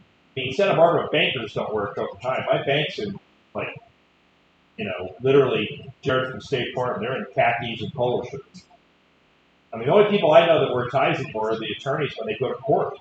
Most of the attorneys I know, there's one tie on the back of the door they throw on as they're running out the door for a court appearance. But it matters. I don't know why Waze thinks it's gotta go. Waze tells me. Yeah. Waze tells me I have to go home. I just got here. I mean, I won't ever show up in a t-shirt. I don't care how well I know somebody, but I might show up in a polo if I know them and it's a weekend or if it's warmer. But you need to modulate this for the clients. And if you have never met them, I would suggest slightly overdressing maybe. What about your car? Does it matter what you drive? A little bit. Yeah. Certainly should be clean, should be dent-free. I try to keep, my main real estate vehicle is a Tahoe. I try to keep it clean inside and out all the time because you never know. Someone's going to call and go, let's go look at this. And, these days, half the time, you one or two properties and you meet them there. But I don't assume that it's okay to have, French fries on the floor in the back of my car. You laugh. How many Ubers you ever gotten into where you're like, yeah, there's food on the floor back here. Santa Barbara is kind of weird, or Montecito is kind of weird. You do see exotic cars, but other than cars and coffee, you don't see a lot of people driving around in Ferraris and Lamborghinis. Should you pose with your car? That's not. Here I am posing with a car. In my defense, I just bought that 63 Falcon Futura Restomod, the 5-liter Mustang motor in it. So I like contradicting myself. We talked about this. Branding. Every piece of marketing collateral must say luxury always. Always. Cards, brochures, property brochures, print media ads, online ads, social media posts. Always professional photographers. Is there anybody in this room shooting their listings with an iPhone? Please stop. Please. For the love of God, stop doing it. We have a policy in our office now. We will not put up listings that are shot with an iPhone. Most people don't even know how to take a good picture on an iPhone, unless you're 12, and then you're probably a master of it. But most adults can't take a decent iPhone picture. If you're going to take your own pictures, at least get a real camera. But, everything has to say luxury. That was actually a broker open. We don't usually do oysters on the half shell. Nice. And then on the lifestyle stuff, the balance here is how do you do the lifestyle stuff without looking like you're showing off, right? Like there's my dog in front of a plane that he just popped out of. That's my daughter and I sailing. That's my now 94-year-old father at the Concourse Car Show where he touched, leaned on, or sat in every one of those cars. Yay. Not yay. For him, it's yay. For you, maybe He not. gives you zero you-know-whats. I mean, you get to 94 and you're like, yeah, I don't care. And I'm like, I care. Don't touch. No tow car. Next day. Anyway, people like the lifestyle stuff. I just would be careful that it's not too, look at me, I'm doing all this cool stuff, right? Be generous with your clients. There's no downside to this. This is the pie giveaway. Here we go. There's my U.S. Congressman coming and getting his pie with a photo op. All right. You always want to appear as if you need the business, or want the business, but don't need the business. Right? The reason there's a stray cat there is, who here has had a cat meowing around their house they've opened a can of tuna for? That's your cat now. You're one can of tuna, you own that cat. I mean, it may go to the neighbor's house and try to get tuna from them, but that's your cat. Nobody wants to pick up the stray cat, right? So you have to be enthusiastic about wanting their business, but being like, hey, I'll say things like, if we mutually decide to work together.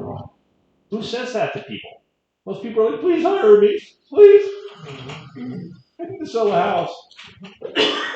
Commission reps. And you have to be a chameleon. We talked about this. It's a little bit like mirrors.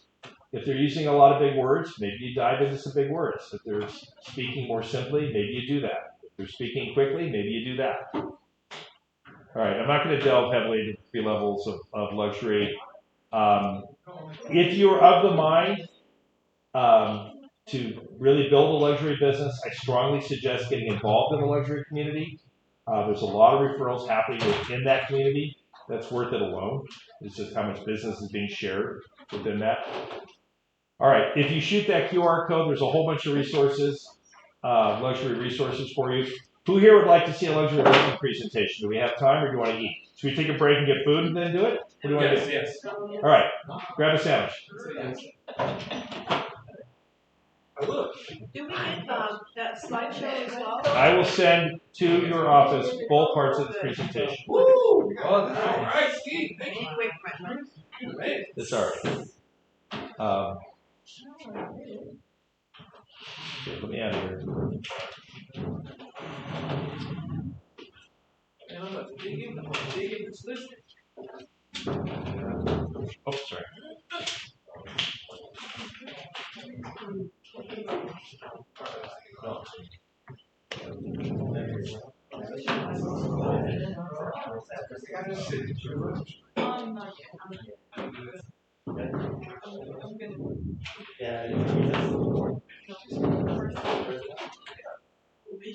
Here's my card.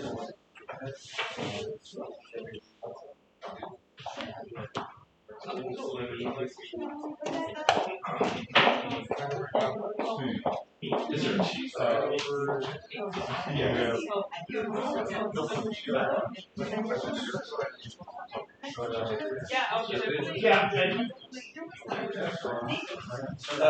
you know about that community? It's Anahara out of Maui. And it's a really well-developed version of what SRES is trying to do.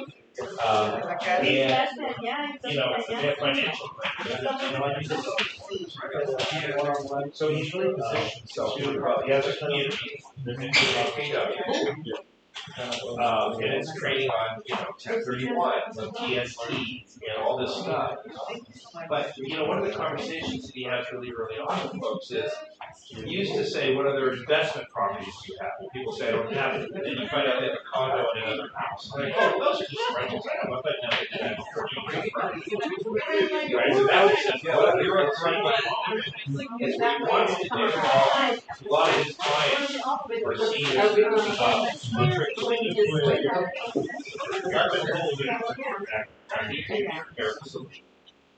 And you know, he has all kinds of great strategies. Like, you know, instead of like people are like, I don't want to sell because I'm getting people out of capital gains, so I'm just gonna wait till I die. I got kids instead of basis. You know, what if your kids can enjoy that family?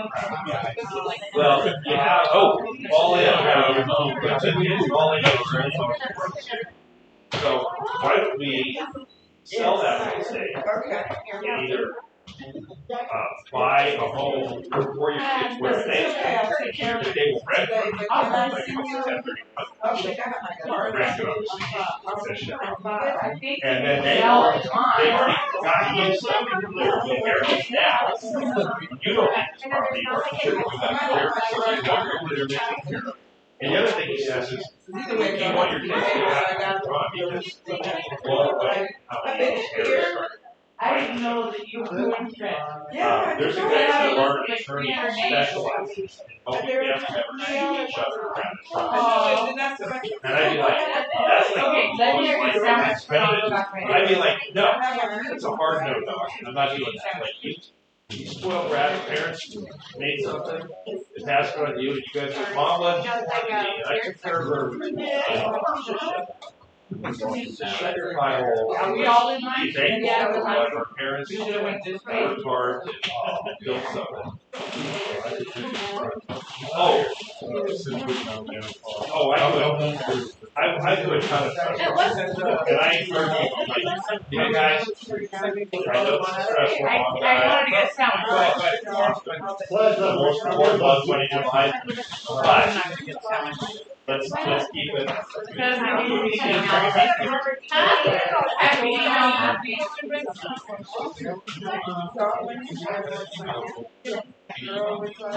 I'm gonna send it to like group. Yeah. That's good. Alright, yeah. I'll get it. I want you to.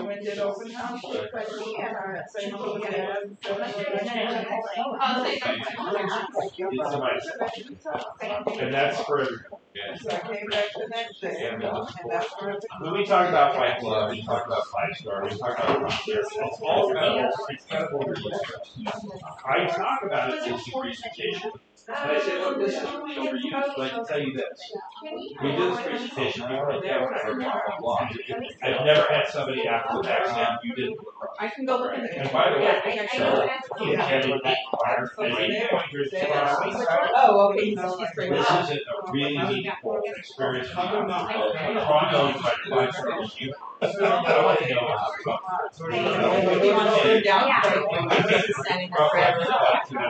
It's okay, it's all extension. I don't know whether it's up to the letter of the escrow. And yes, One more mail. I'm going to be honest, I need to know about it. And I need to know about it. I don't want to hear, so I think this is the word. You get to the end of the gig and I didn't hear myself all that. I'm like, there's a monitor on the floor, that's not the point. All you have to do is point it down, up a little bit, and I'll go, you're strong. But don't get to the end of that.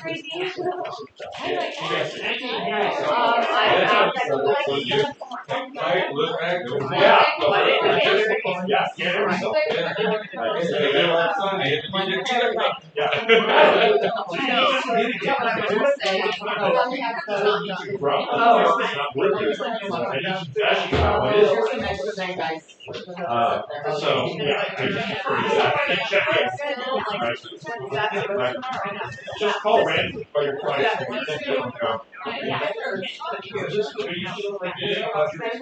If not, if yes, why? If not, why? I don't even think that I know the. I will try to start with positive. I tell people, I say, hey, what do you love about it? Did you say, hey, something about neighbors? Oh, this is your dog. She's being a trash can. And their dog pooped. Go home. But if you say, hey, what do you love about living? And then you give it to anything you don't like. Oh, well, you know, the trash guy comes by 43 morning and puts the trash in the place. You'll get some, there always is. Okay, so you have to show me how to. It's just a matter of being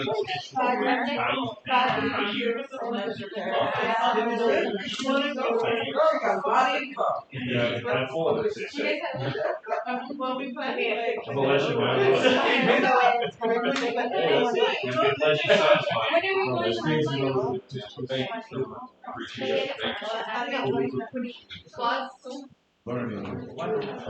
Well, and this company's big on it. All right, should we dive back in while we're still getting some stragglers through the lunch line? Yeah. So this presentation was done for a property at the time the seller wanted $65 million for. Whatever the house is worth, he always has it listed for about $5 or $10 million more. And if you Google the owner of this property's name, all it comes up with is how long he's been trying to sell his house. But it doesn't mean we didn't want to take a swing at it. We didn't get it, and it still hasn't sold. So you never know. We could be their 12th listing agent. The front yard of this property is a polo field. I think it's got a 40-acre lawn in front of it. Oh, by the way, this house also has an acre under roof. It's got like 44 under roof. It's got over 44,000 square feet under roof. Some of that's offices and other property, other outbuildings, but it's got an acre under roof. So this is how I dive in. I thank them for inviting me to the party. By the way, I do this on an iPad, and I do it on an iPad because I control focus, right? Or a touchscreen.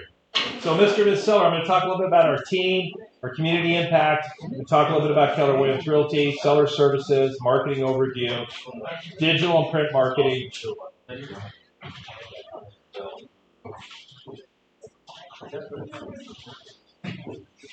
And how we treat qualified buyers and our value proposition. I show a picture of the team, and I make it very clear we have a different model than a lot of teams. We don't hand people around on the team. We don't have listing specialists. We don't have buyer's agents. Every agent on this team is a fully functioning agent running their own book of business. We're working collaboratively. We're helping each other. We're sharing information. Everybody here is licensed with the exception of our full-time marketing director, Asia Roscoe, who does not need a license, but even our director of ops. The two young ladies are running the operation. Women have done a great job of letting men think they run the world, when in fact women have been running the world forever. But they've done a good job of letting us think we're in charge. And that's actually who's in charge, is the border collie. By the way, you want to make your dog tax deductible, put them in your marketing. Vet bills, food, deduct it all. So I talk about the team. We're 8 full-time licensed agents and a director of ops. And I just kind of go through the highlights of that. How do we differentiate ourselves from everybody else? First of all, you get a whole team for the price of one agent. Again, we don't hand you around the team. But, for instance, if somebody needs to show your property and your agent is with somebody else on the team will know how to open the gates, how to turn off the alarm, how to kennel your pets, how to retract the pool cover. I mean, all the stuff you got to learn in a house, right? Where do they hide the cushions for the furniture around the pool, right? They want all that stuff out, and maybe they're not around. I mean, I've had listings, it takes me an hour to get it set up. By the time I get there and get everything dialed in, a couple of them I have to carry a leaf blower. If you're under an oak tree, certain times of the year, they're a huge mess. So I'll just carry a leaf blower. We do advertise every property every day until it's sold. I am available 24/7. People don't abuse it. I tell them, look, if it's 10 o'clock at night and there's somebody that's going to keep you up all night, call me. Because if you're up all night, that little problem's going to be a huge problem after you haven't slept. And for me, I'll go, first of all, I'll still be up at 10, but I'll say, look, last 100 times that came up, we brought in the drainage expert or the pool contractor, whoever it is. We got you. Sleep tight. Talk in the morning. Full of it. So I talk about the marketing. We were just talking, I can't remember your name, brother. Wendell? Wendell? It sounded like Wendell with your turkey. The ham and cheese. Yeah, you just did. Marketing. Yeah. How do you market the property? How do we market properties? Every day. So you're marketing every day, so What we don't do is we don't, when we get under contract, well, let me back up. Who here owns under contract, pending, or in escrow sign writers? Anybody? Throw them away. Don't ever put one of those up. That just means don't call me. That means don't call me. That's for the agent ego. Like, look at me, I sold a house. Guess what? They figure it out. Sign goes up. A bunch of people come and go. Moving truck comes. Their stuff goes away. In our community, a tent goes on the house because we have termites. Then a new truck shows up, a new family moves in, and they got a just listed, just sold postcard. I think they know. They know. The house sold. So once we get the marketing plan implemented up and running, it's cheaper and easier for us to keep it going until the money's in your bank. Because if for some reason the escrow falls apart, the last thing we want to do is go, oh, we need to ramp all that back up again. So we don't pull back on anything till you're paying. It's easier for us. Just once it's up and running, it does its own thing. Wendell and I were talking about, 5-star, white glove, concierge level service. It's really easy to throw those terms around. They're way overused. And I joke about this with this slide. And I say, look, if at the end of the, we've had clients who are like, yeah, whatever, blah, blah, blah. We've never had somebody at the end of the transaction say, you didn't deliver on that. But I do say, if at any point in the transaction you're not feeling like you could write a 5-star review for us when this is over, I want to know about it real time. That goes for title, escrow, lenders, inspectors. They're all an extension of me. I brought them. And they're all my team, in my mind. They're not on my payroll, but they're on my team. And if they step in something that they can't scrape off their shoe, we need to correct. Right? All right, here. Wendell, what business were you in before real estate? I waited until you took a big old bite. Well, I was in this environment. And Okay, I don't know how to hire an environmental manager. I had no idea. I'd be like, oh, did you go to school for environmental something? Where'd you work before? I had no idea how to hire. Why do we think as an industry people know how to hire us? Right? You know what they do? They hire your cousins, nephews, sisters, first cousin. They got a real estate license. They don't know.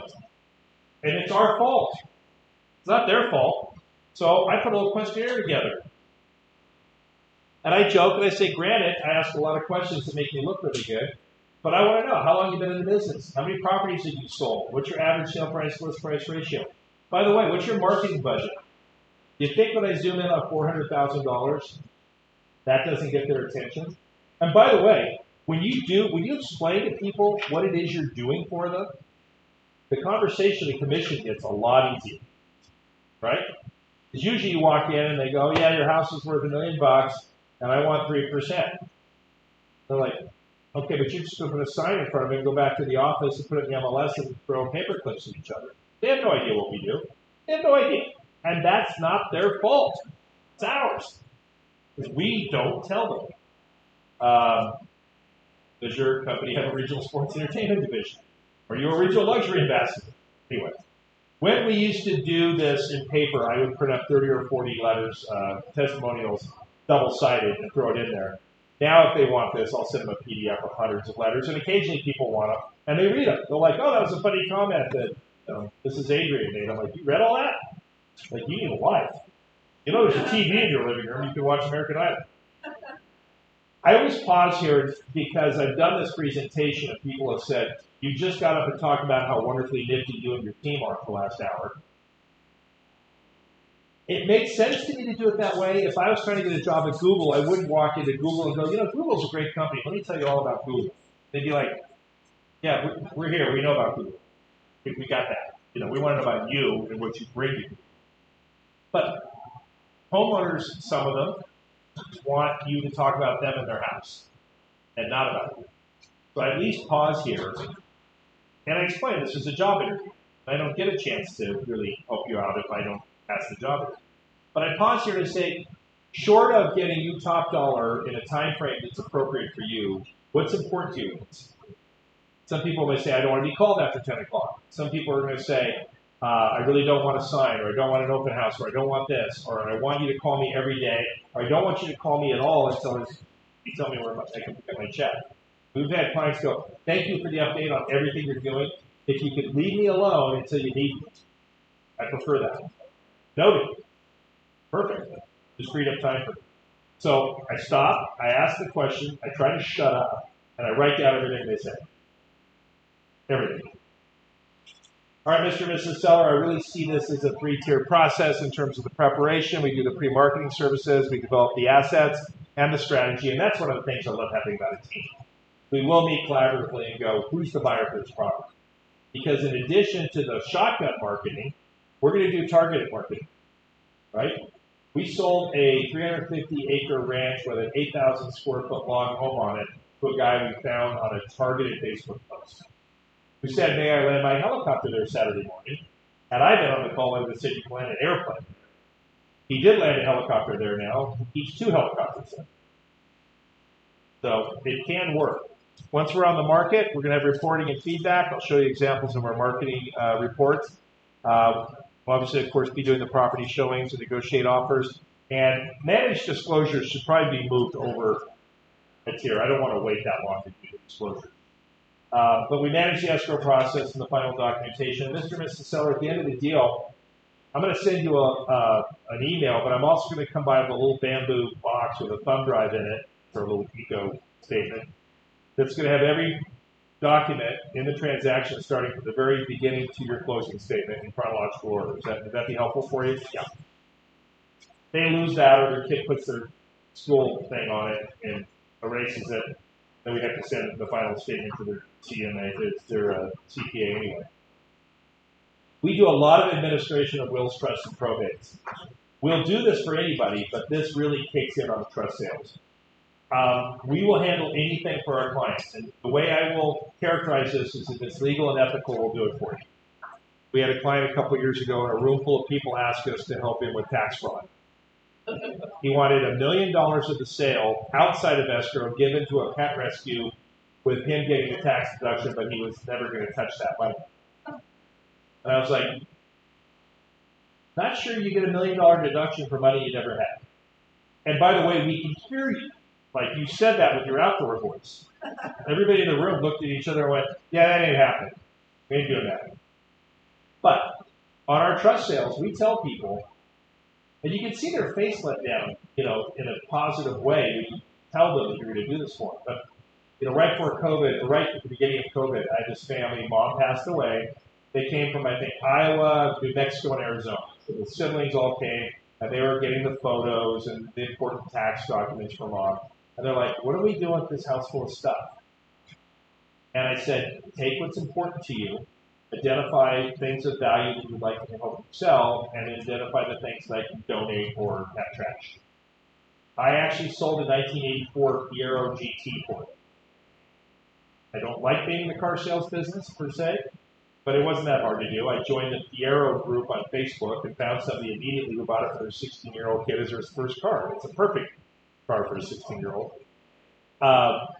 So we'll do it. If it's legal and ethical, we'll do it for you. That same family, I said, we really recommend pre-listing inspections. At a minimum, you should get a home inspection, sewer lateral, termite. We'll get the NHD and the prelim, then we'll have the package of 5 put together.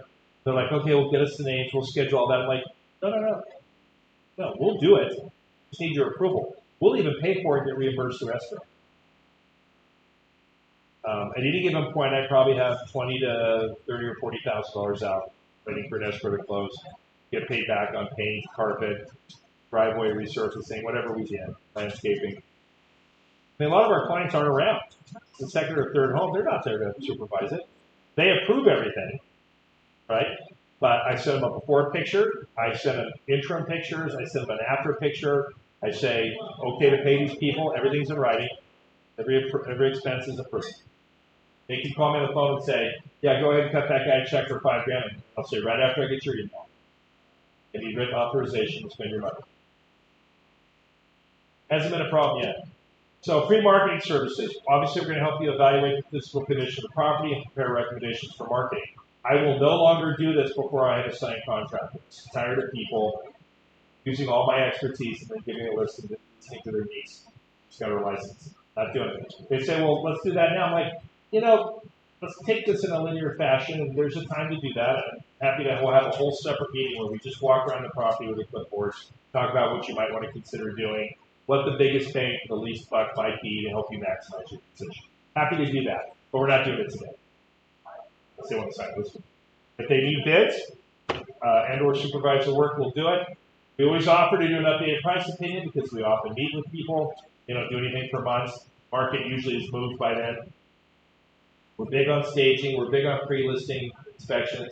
Then we're going to develop the high-quality assets: photography, aerial stills, drone, detailed floor plan. We do property videos for almost every listing, 3D virtual tour, lookbook, and we do a property website for every listing. Do you guys know what retargeting is? Anybody been on Amazon shopping for anything or something? What were you looking at? Clothes? Yeah. So is your feed now just loaded up with blouses and pants and jackets? Yeah, that's retargeting, right? If you go and look at one of our listings, we will stalk you to the end of the internet. And then we'll have a marketing overview. Of course, broker tours, weekend open houses, direct mail campaign, top real estate expert. And we pay for everything because they see all this and they go, well, who pays for that? That's the $400,000. Professional photography. It's got to happen. You know, the average consumer doesn't realize that that was 2 pictures. Sorry, that's really pixelated.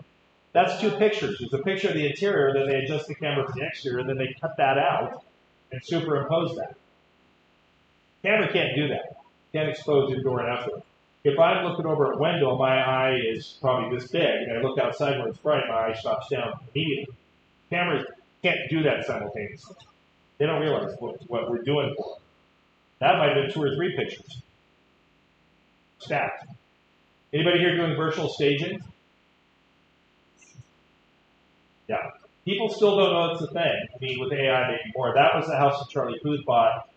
And we staged it for real, except for the guest quarters, which they didn't want to stage. So we threw some furniture in the form. Virtual renovation. Elvis called, he wants the jungle room back. I don't love, this was pretty early on. I didn't love what they did, but it was better. This is the same house. I think it looks like a cowboy should be swinging from that chandelier with a 6-shooter. It's what I call a Taco Bell Spanish. But, you know, what they did is certainly better. I don't love it, but it's better. A little fresher, right? Floor plans, non-negotiable. We're doing floor plans. I don't know how people get their information. Are they visual? Are they kinesthetic? Are they auditory? I don't know. So we got to do it all because I don't know what's going to resonate. There are people that prefer to do that and click around on a virtual tour, right? Or maybe do both. When you get this, these links should be live so you can watch us land the helicopter. Same thing with the virtual tour. You've all seen those. Now, I always bring a lookbook with me because it doesn't jump off the page. And I probably should have brought some here today. But it's big, it's full color, it's professionally printed on cardstock. And showing you that there doesn't show you that it's a folded 11 by 17 piece. That really is. Feels good in your hand, right? So I bring that. I might also bring a just listed card so they can feel it. The lookbook is just for the presentation to show them. No, the lookbook is the brochure for the house. And you leave that at the house? Well, we print hundreds of them. Okay, and what do you do? It's the brochure for the house. Oh, so people don't get them up. Uh-huh. Yeah. And the brochures we're printing are probably over $1 each. They might even be close to 2 now. So I don't put them out at broker opens because people just take them and they throw them in the trash when they get back to the office. If they want one, if they go, hey, do you have a brochure I can send to a client? I go, sure. But I don't just leave them out because half the time you find them in the driveways, you're closing up the open house, right? We're big on direct mail. Here's a property website. I think if you click on that, it'll take you to that website. I like doing these individual property websites because I can control the content. It's got a lead capture capability. It's got retargeting. And when people are like, you're going to create a website for my house, they don't realize this costs us $125. It doesn't cost anything.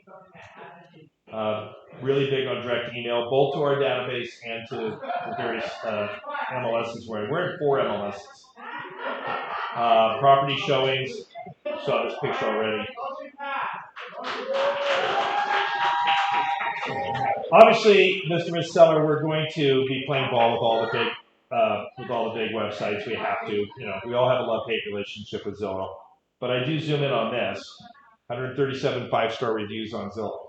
I didn't give a rip about Zillow, but our consumers do. So I brag. And I'm like, we'd really like to have you be the 138. Once we put your listing into the Keller Williams listing system, it's going to syndicate out to hundreds, if not thousands, of websites, most of which are completely irrelevant and nobody will ever go to. I've never been to Properties Online. I've never heard of Props Hub. I don't know what Gulf Live is. The key thing here, Mr. and Mrs. Seller, is, obviously we want to focus on the Realtor, Trulia, Realtor.com, Trulia, Homes and Land, Zillow, Homes.com. Sure. But when you show up suddenly on hundreds of, if not 1,000 websites, your organic search rankings go through the roof. Suddenly, 123 Main Street's very relevant online in a way it wasn't before, right? So again, I get really granular about this. I talk about the 4 MLSs we're in. We basically go from San Diego County to almost Monterey County on the coast. Direct mail, digital campaigns, websites, and buyer leads. Okay, so this is the backside of our database. We're running Brivity. At the time, Command wasn't doing very well with teams. Why would I show them the back end of our client database? Any ideas? Exposure. We can actually plug your property in, Wendell, and this will reverse prospect this list, and we'll find out who's in the market for a 4-bedroom, 3-bath house in this area, because we're going to plug it in and scour 15,000 people, which of course is done automatically, and I'm sure AI-based, right? This is the kind of stuff that AI really shines at, right? So they think we put a sign in front of their house and go yuck it up, around the water cooler at the office. They don't know what we're doing. So we have to tell them. Big on social media, all of them. I had to get rid of Twitter, X. I couldn't take the hate and the racism and all that crap. I just couldn't. We don't do a ton of print, but we do print. We don't like to do a ton of it. And then we actually do these marketing reports. And this is a multi-page report. This is just one picture of it. But we show them that we're doing what we said that we're going to do. And as you go through this report, it's got live links. If they want to see what they look like on Zillow or Homes.com or any of those things, there's clickable links here. And we've had sellers call and say, I have a 5-bedroom house and it's listed as 4-bedroom. I'm like, Zillow just does that sometimes. I heard my marketing director, I said, part of your job is going to be fighting with Zillow full time. And she laughed. And after her first day of being on hold for 6 hours with Zillow, she came in and goes, I thought you were kidding. I'm like, absolutely wasn't kidding. Zillow's horrible, and they'll just randomly decide the house is a different size or a different price or a different neighborhood, and you got to straighten them out. And it's not easy. We used to show our numbers compared to our team versus how the MLS was doing, but the stats got so close that it wasn't dramatic. Like at one point, we were, I think, at 101% sale price to list price ratio, and the MLS was at 92%. Well, that's dramatic. I think right now we're probably in lockstep with them, so we pulled that out. Same thing with days on the market, which has definitely gone up. We did this slide. I like this. This is a small map of the south coast of Santa Barbara with a few of the properties we've sold. So that comes right out of the MLS. We just listed all of our solds as far back as the MLS was, and we told them to map them, and then took a screenshot. So it's dramatic. We've got the best of or the runner-up in the various community, whatever. I don't think people care about that. I think they do care a little bit about the nonprofit work you're doing. So we talk about the nonprofits we're supporting and how we get back to the community. And then we talk about KW, which I guarantee you this is an old slide because I think we're pushing 200,000 agents in 65 countries. And we talked about the luxury lore in the last presentation. This is a slide that's not in here all the time, but if you recall, this is a polo property. Has stables, has a polo field in the front yard, which, by the way, the planning commission didn't want this guy to have 40 acres of grass. Santa Barbara's coastal desert, water's an issue. So he put in a sod farm, which has never been harvested. It's funny how people get around stuff. He had an ag overlay, so he put in a sod farm. I, in anticipation of this, went out on some of the Facebook pages and said, who in my peeps are in polo communities? And in 24 hours, I heard from Paris, Rome, Dubai, Brussels, Aruba, Istanbul, This is powerful. Anybody here know Lee Ziff out of our office in Beverly Hills? He does this great thing with luxury listings. He's got a gal named Ugo in London and a gal named Lucy in Dubai and a few other people, somebody in Paris. And if he can coordinate it time-wise, he has them queued up ready to pick up the phone. And you'll call Lucy in Dubai and go, Lucy, how's the market in Dubai? And she'll talk for a minute and go, thanks, I really appreciate it. You know, it's powerful. Like, who else can do that? Virtually nobody. I mean, Sotheby's has what, 40,000 agents? In probably 10, 20 countries? I don't know. I talked a little bit about the other communities I'm in KW. Why do I have a lender in here? Mr. and Mrs. Seller, if we get an offer from somebody that is a lender we don't know, or worse, a lender we do know that's not great, I won't mention any banks, Wells Fargo, that you just think it could be a nightmare. We can't make them use Austin, who sends me M&Ms, but we can make them apply there. And she has saved our bacon on a few deals. She's like, they won't qualify for this program, and she was right. So then we go back to the other agent, and they pivot, and we still got the deal done, but we would have had a failed escrow had we not involved her. This is probably the most important slide in here. And this is pretty true right now in Santa Barbara. About 2 weeks into the process, Mr. and Mrs. Seller, we have hit peak activity. That's when the curtain has been pulled back and the reviewers are in the front row. And if we have not positioned you perfectly, we will miss that opportunity and we'll never get it back. Because if we get down to here and you do a price adjustment, you'll get what I call a little blip on the radar screen. You won't get all of this interest here, right? You bring a new listing on it, it's fresh meat. It's you know, there's blood in the water. Like people are circling, right? And then you never get that back. So let's do it right the first time. I have this stuff in here. I don't spend much time on it unless I need to. I do spend some time on this. Phil Jones is really big on if there's a problem or an elephant in the room, just, you know, go. We're not talking about there's a big gray thing over there with tusks and a trunk and huge feet that can kill us all. We need to talk about that elephant. And, you know, it's better to price the house high because you can always come down. Horrible strategy. If a home is priced just right, a seller risks leaving money on the table. So I go through some of this. I don't get really granular on it, but whatever the myth is that they're buying into, whatever the sort of negative dominant ideology is that they're buying into, I have something in print to rebut it. And when you put it in print, it means so much more than my speaking it to them, right? Because there it is. It's in print. It must be real. So I have this queued up and ready to go. And then, Mr. and Mrs. Seller, because as an industry we've done such a horrible job for the consumers of our services and explain to them what it is we do, I'm going to take you through the 180 steps. I know it says 181, but it's 180. The 181st step is them being satisfied customers. I'm going to go through great detail on the 180 steps. So I know it's 8 o'clock at night. We might want to think about ordering, you know, breakfast to be delivered because we're going to be here all night. And they laugh.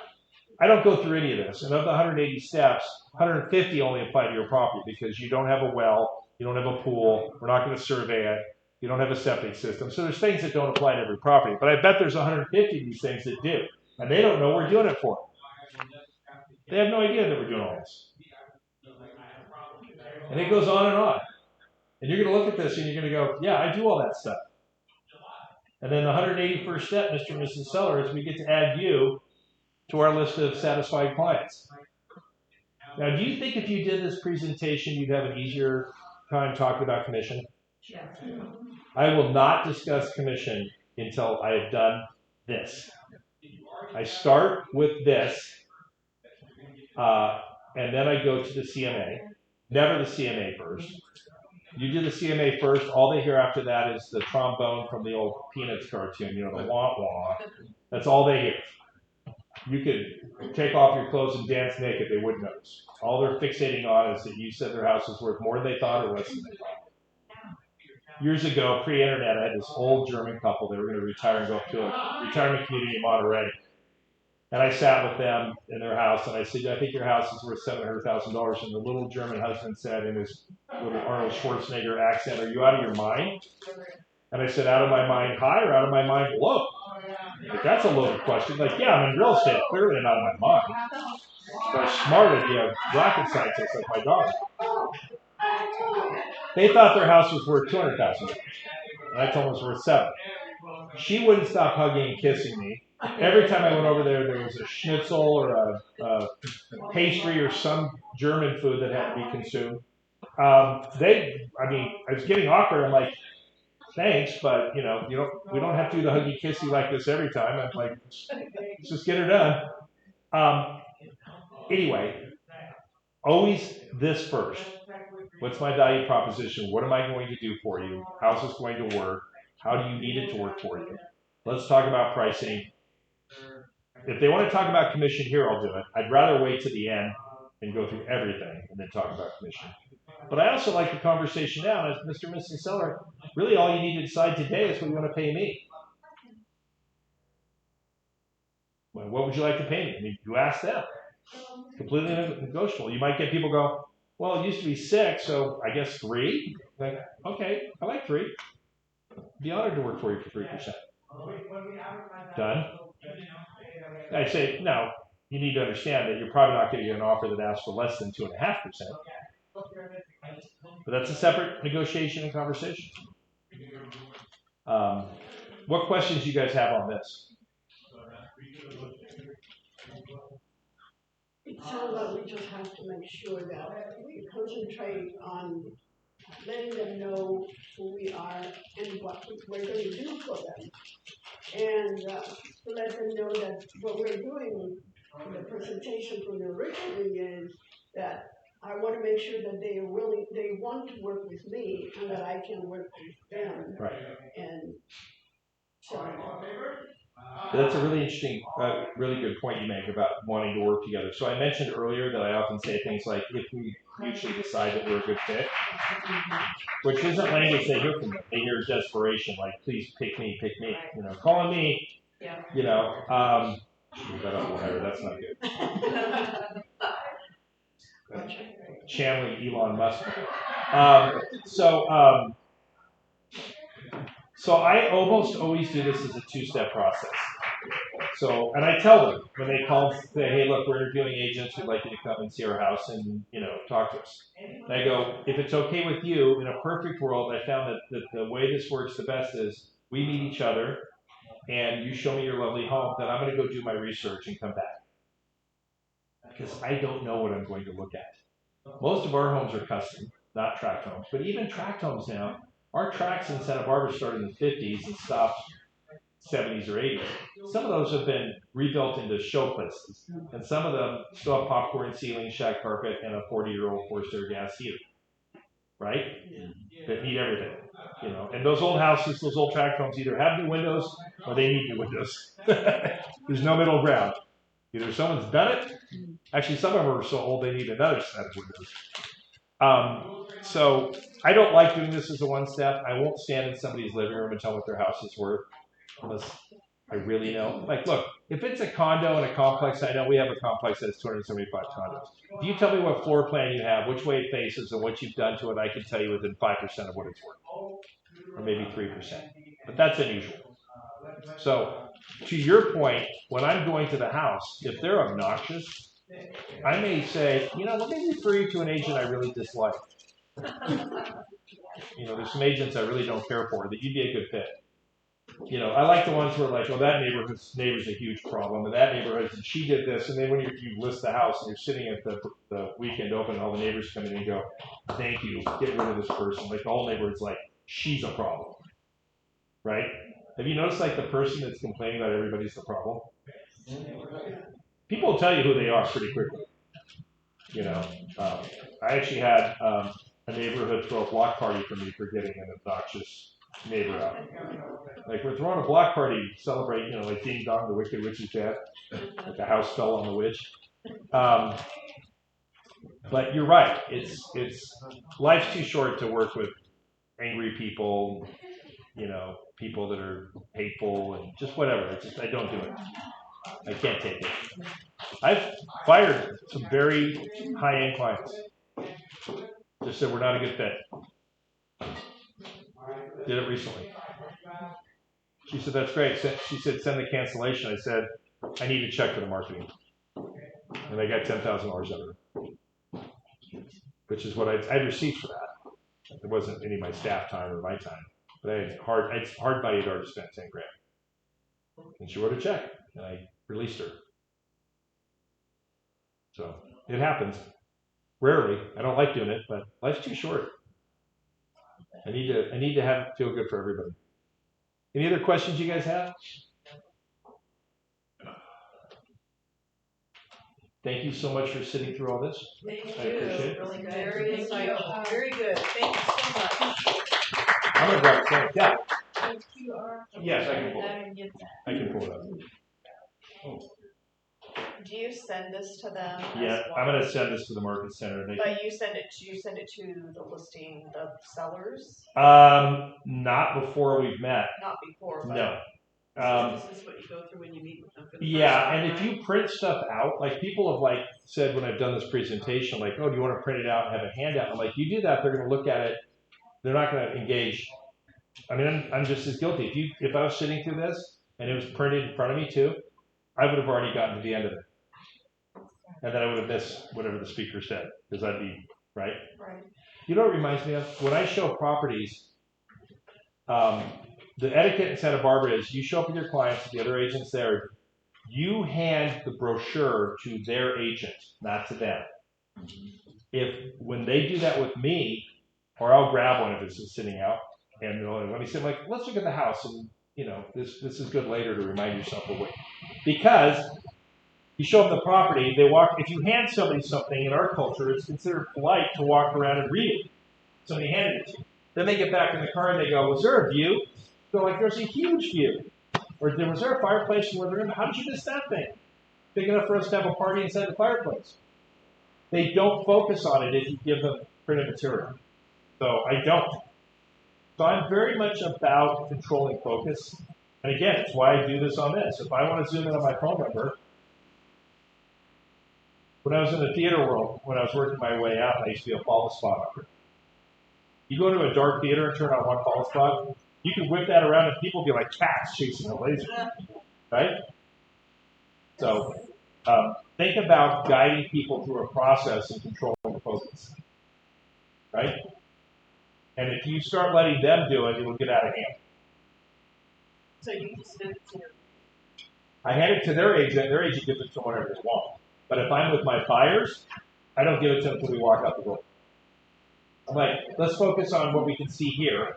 For me, the brochure is when you get back to your hotel and you're laying the brochures out on the bed going, all right, honey, we saw a few homes we liked. It's like American Idol when they're trying to cut 5 singers.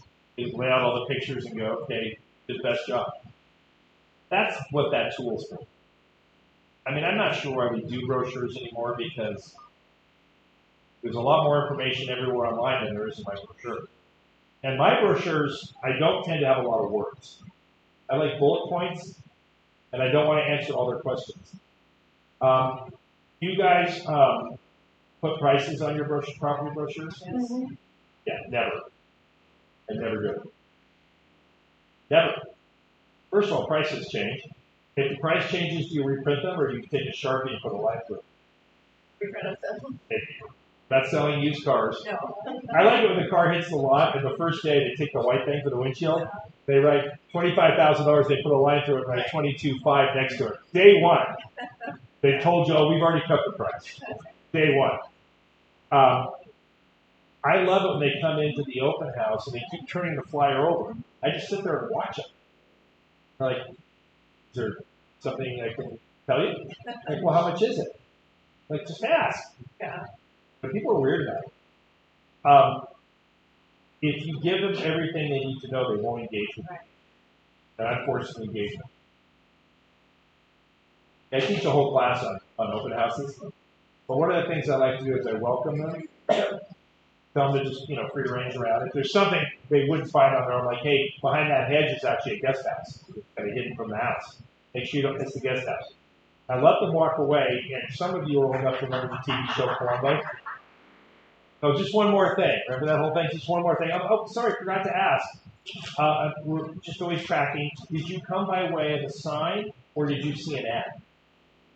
Because if they came from a sign, They literally put the kids in the car and they're headed to the beach and they're like, oh honey, we need decorating ideas or we need a bigger house. They came from a sign, that's great. But if they saw the ad and they know it's a 4-bedroom, 3-bath house and it's $1.5 million and it's in this school district and the kids in the car can drove over there, if I'm getting busy in an open house, I'm focusing on the people that came from the ad, not the sign. People at the sign don't know if it's $500,000 or $5 million. They don't know what they're going to. I mean, the neighborhood might suggest prices, but they don't know what they're going to see. They're just lemmings jumping off a cliff. But if they've looked at an ad, they're like, oh yeah, I looked at this for half an hour on Zillow. I'm like, goody goody. When showing, for example, what I have been doing, and showing that I have a popular, and I tell them, here's a good copy of it. See, I would like to make sure that after you see it, that what while you see it, write down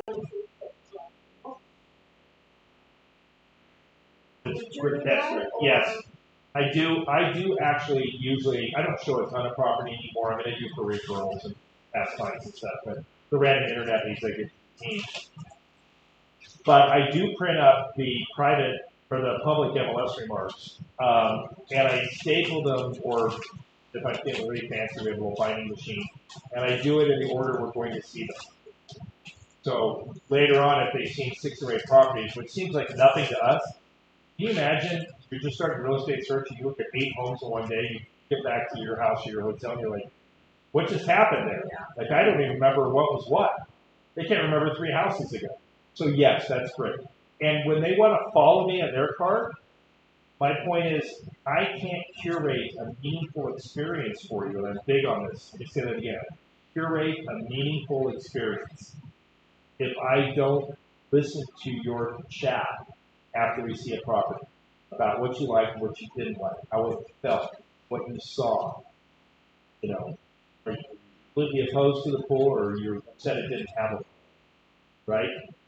Pools in Santa Barbara are, I don't think appraisers give any value to them. Half the people take them out. Want the liability or the expense or they want the space or something. They want to put a pickleball court. I don't know. But if I don't have them next to me, I can't learn. What you mean? Drive the car, right? Almost always.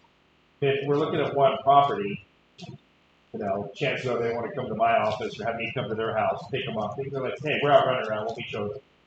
But I will walk out and do what you're saying and go, you know, if it's not obvious. If no one's around, it might go, there's nothing about this we like. We don't like how it's sided, we don't like where it is on the street, we don't want to be in a corner, we don't want to be in a cul-de-sac, whatever it is they're upset about. You know, things you can't fix. They say I don't like blue shag carpet, I go, nobody does. But chances are you're going to put new flooring in whatever you buy anyway. But yes, I do like that. It helps them sort out their thoughts in real time, and then if they share that with you, it really helps you create that experience.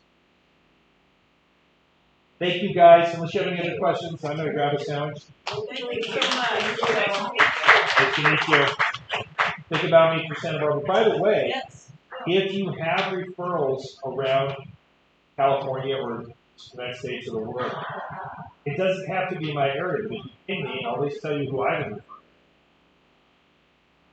And if you have luxury business that you're trying to get and you need help, I am your regional luxury ambassador. It's my job to help you guys level up your luxury business. So get me on the phone and we'll strategize on how to win. Right, thank you so much. Thank you. All right. What Sammys are left? That was great. Not that I was thinking about that. Thank you. Thank you. Now, I'm a notorious speeder, so I'm not going to be. I like to tell people to drive fast, take chances. CHE is very. I have ways and a radar detector. got a regular. Yeah, you just follow Or waves. you're just Waves, getting a waves. regular. They tell you exactly where they are. Down. Oh, they alerted me to a couple on the way down. Yeah, they alert you. Are you doing horse properties? Oh no. I'm gonna tell you. Yeah, so I just wanted to ask you that you market changes, but your title team does. Are you trying Main reason when I where I have the title escrow. Is that mine here? Is title escrow mine here? no, but we have an office. No, I'm saying Santa Barbara is no standalone. Well, it's all title. In LA, have a standalone escrow. So the title companies are getting our business because we have a relationship with the escrow. The escrow officer I use with my personal assistant, settle. Doesn't knows how to manage sense. Right? It's a small town and it's heavily relationship. What's that compete with? Walmart.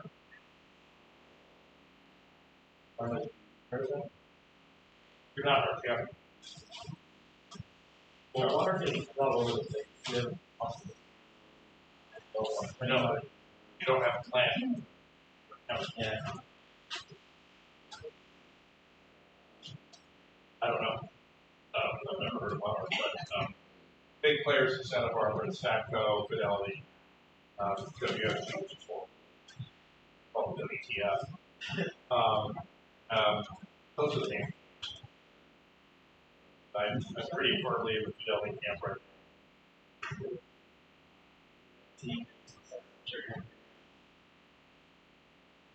We have a very well-oiled machine. Let me know. When you're ready, I ordered. Now that you're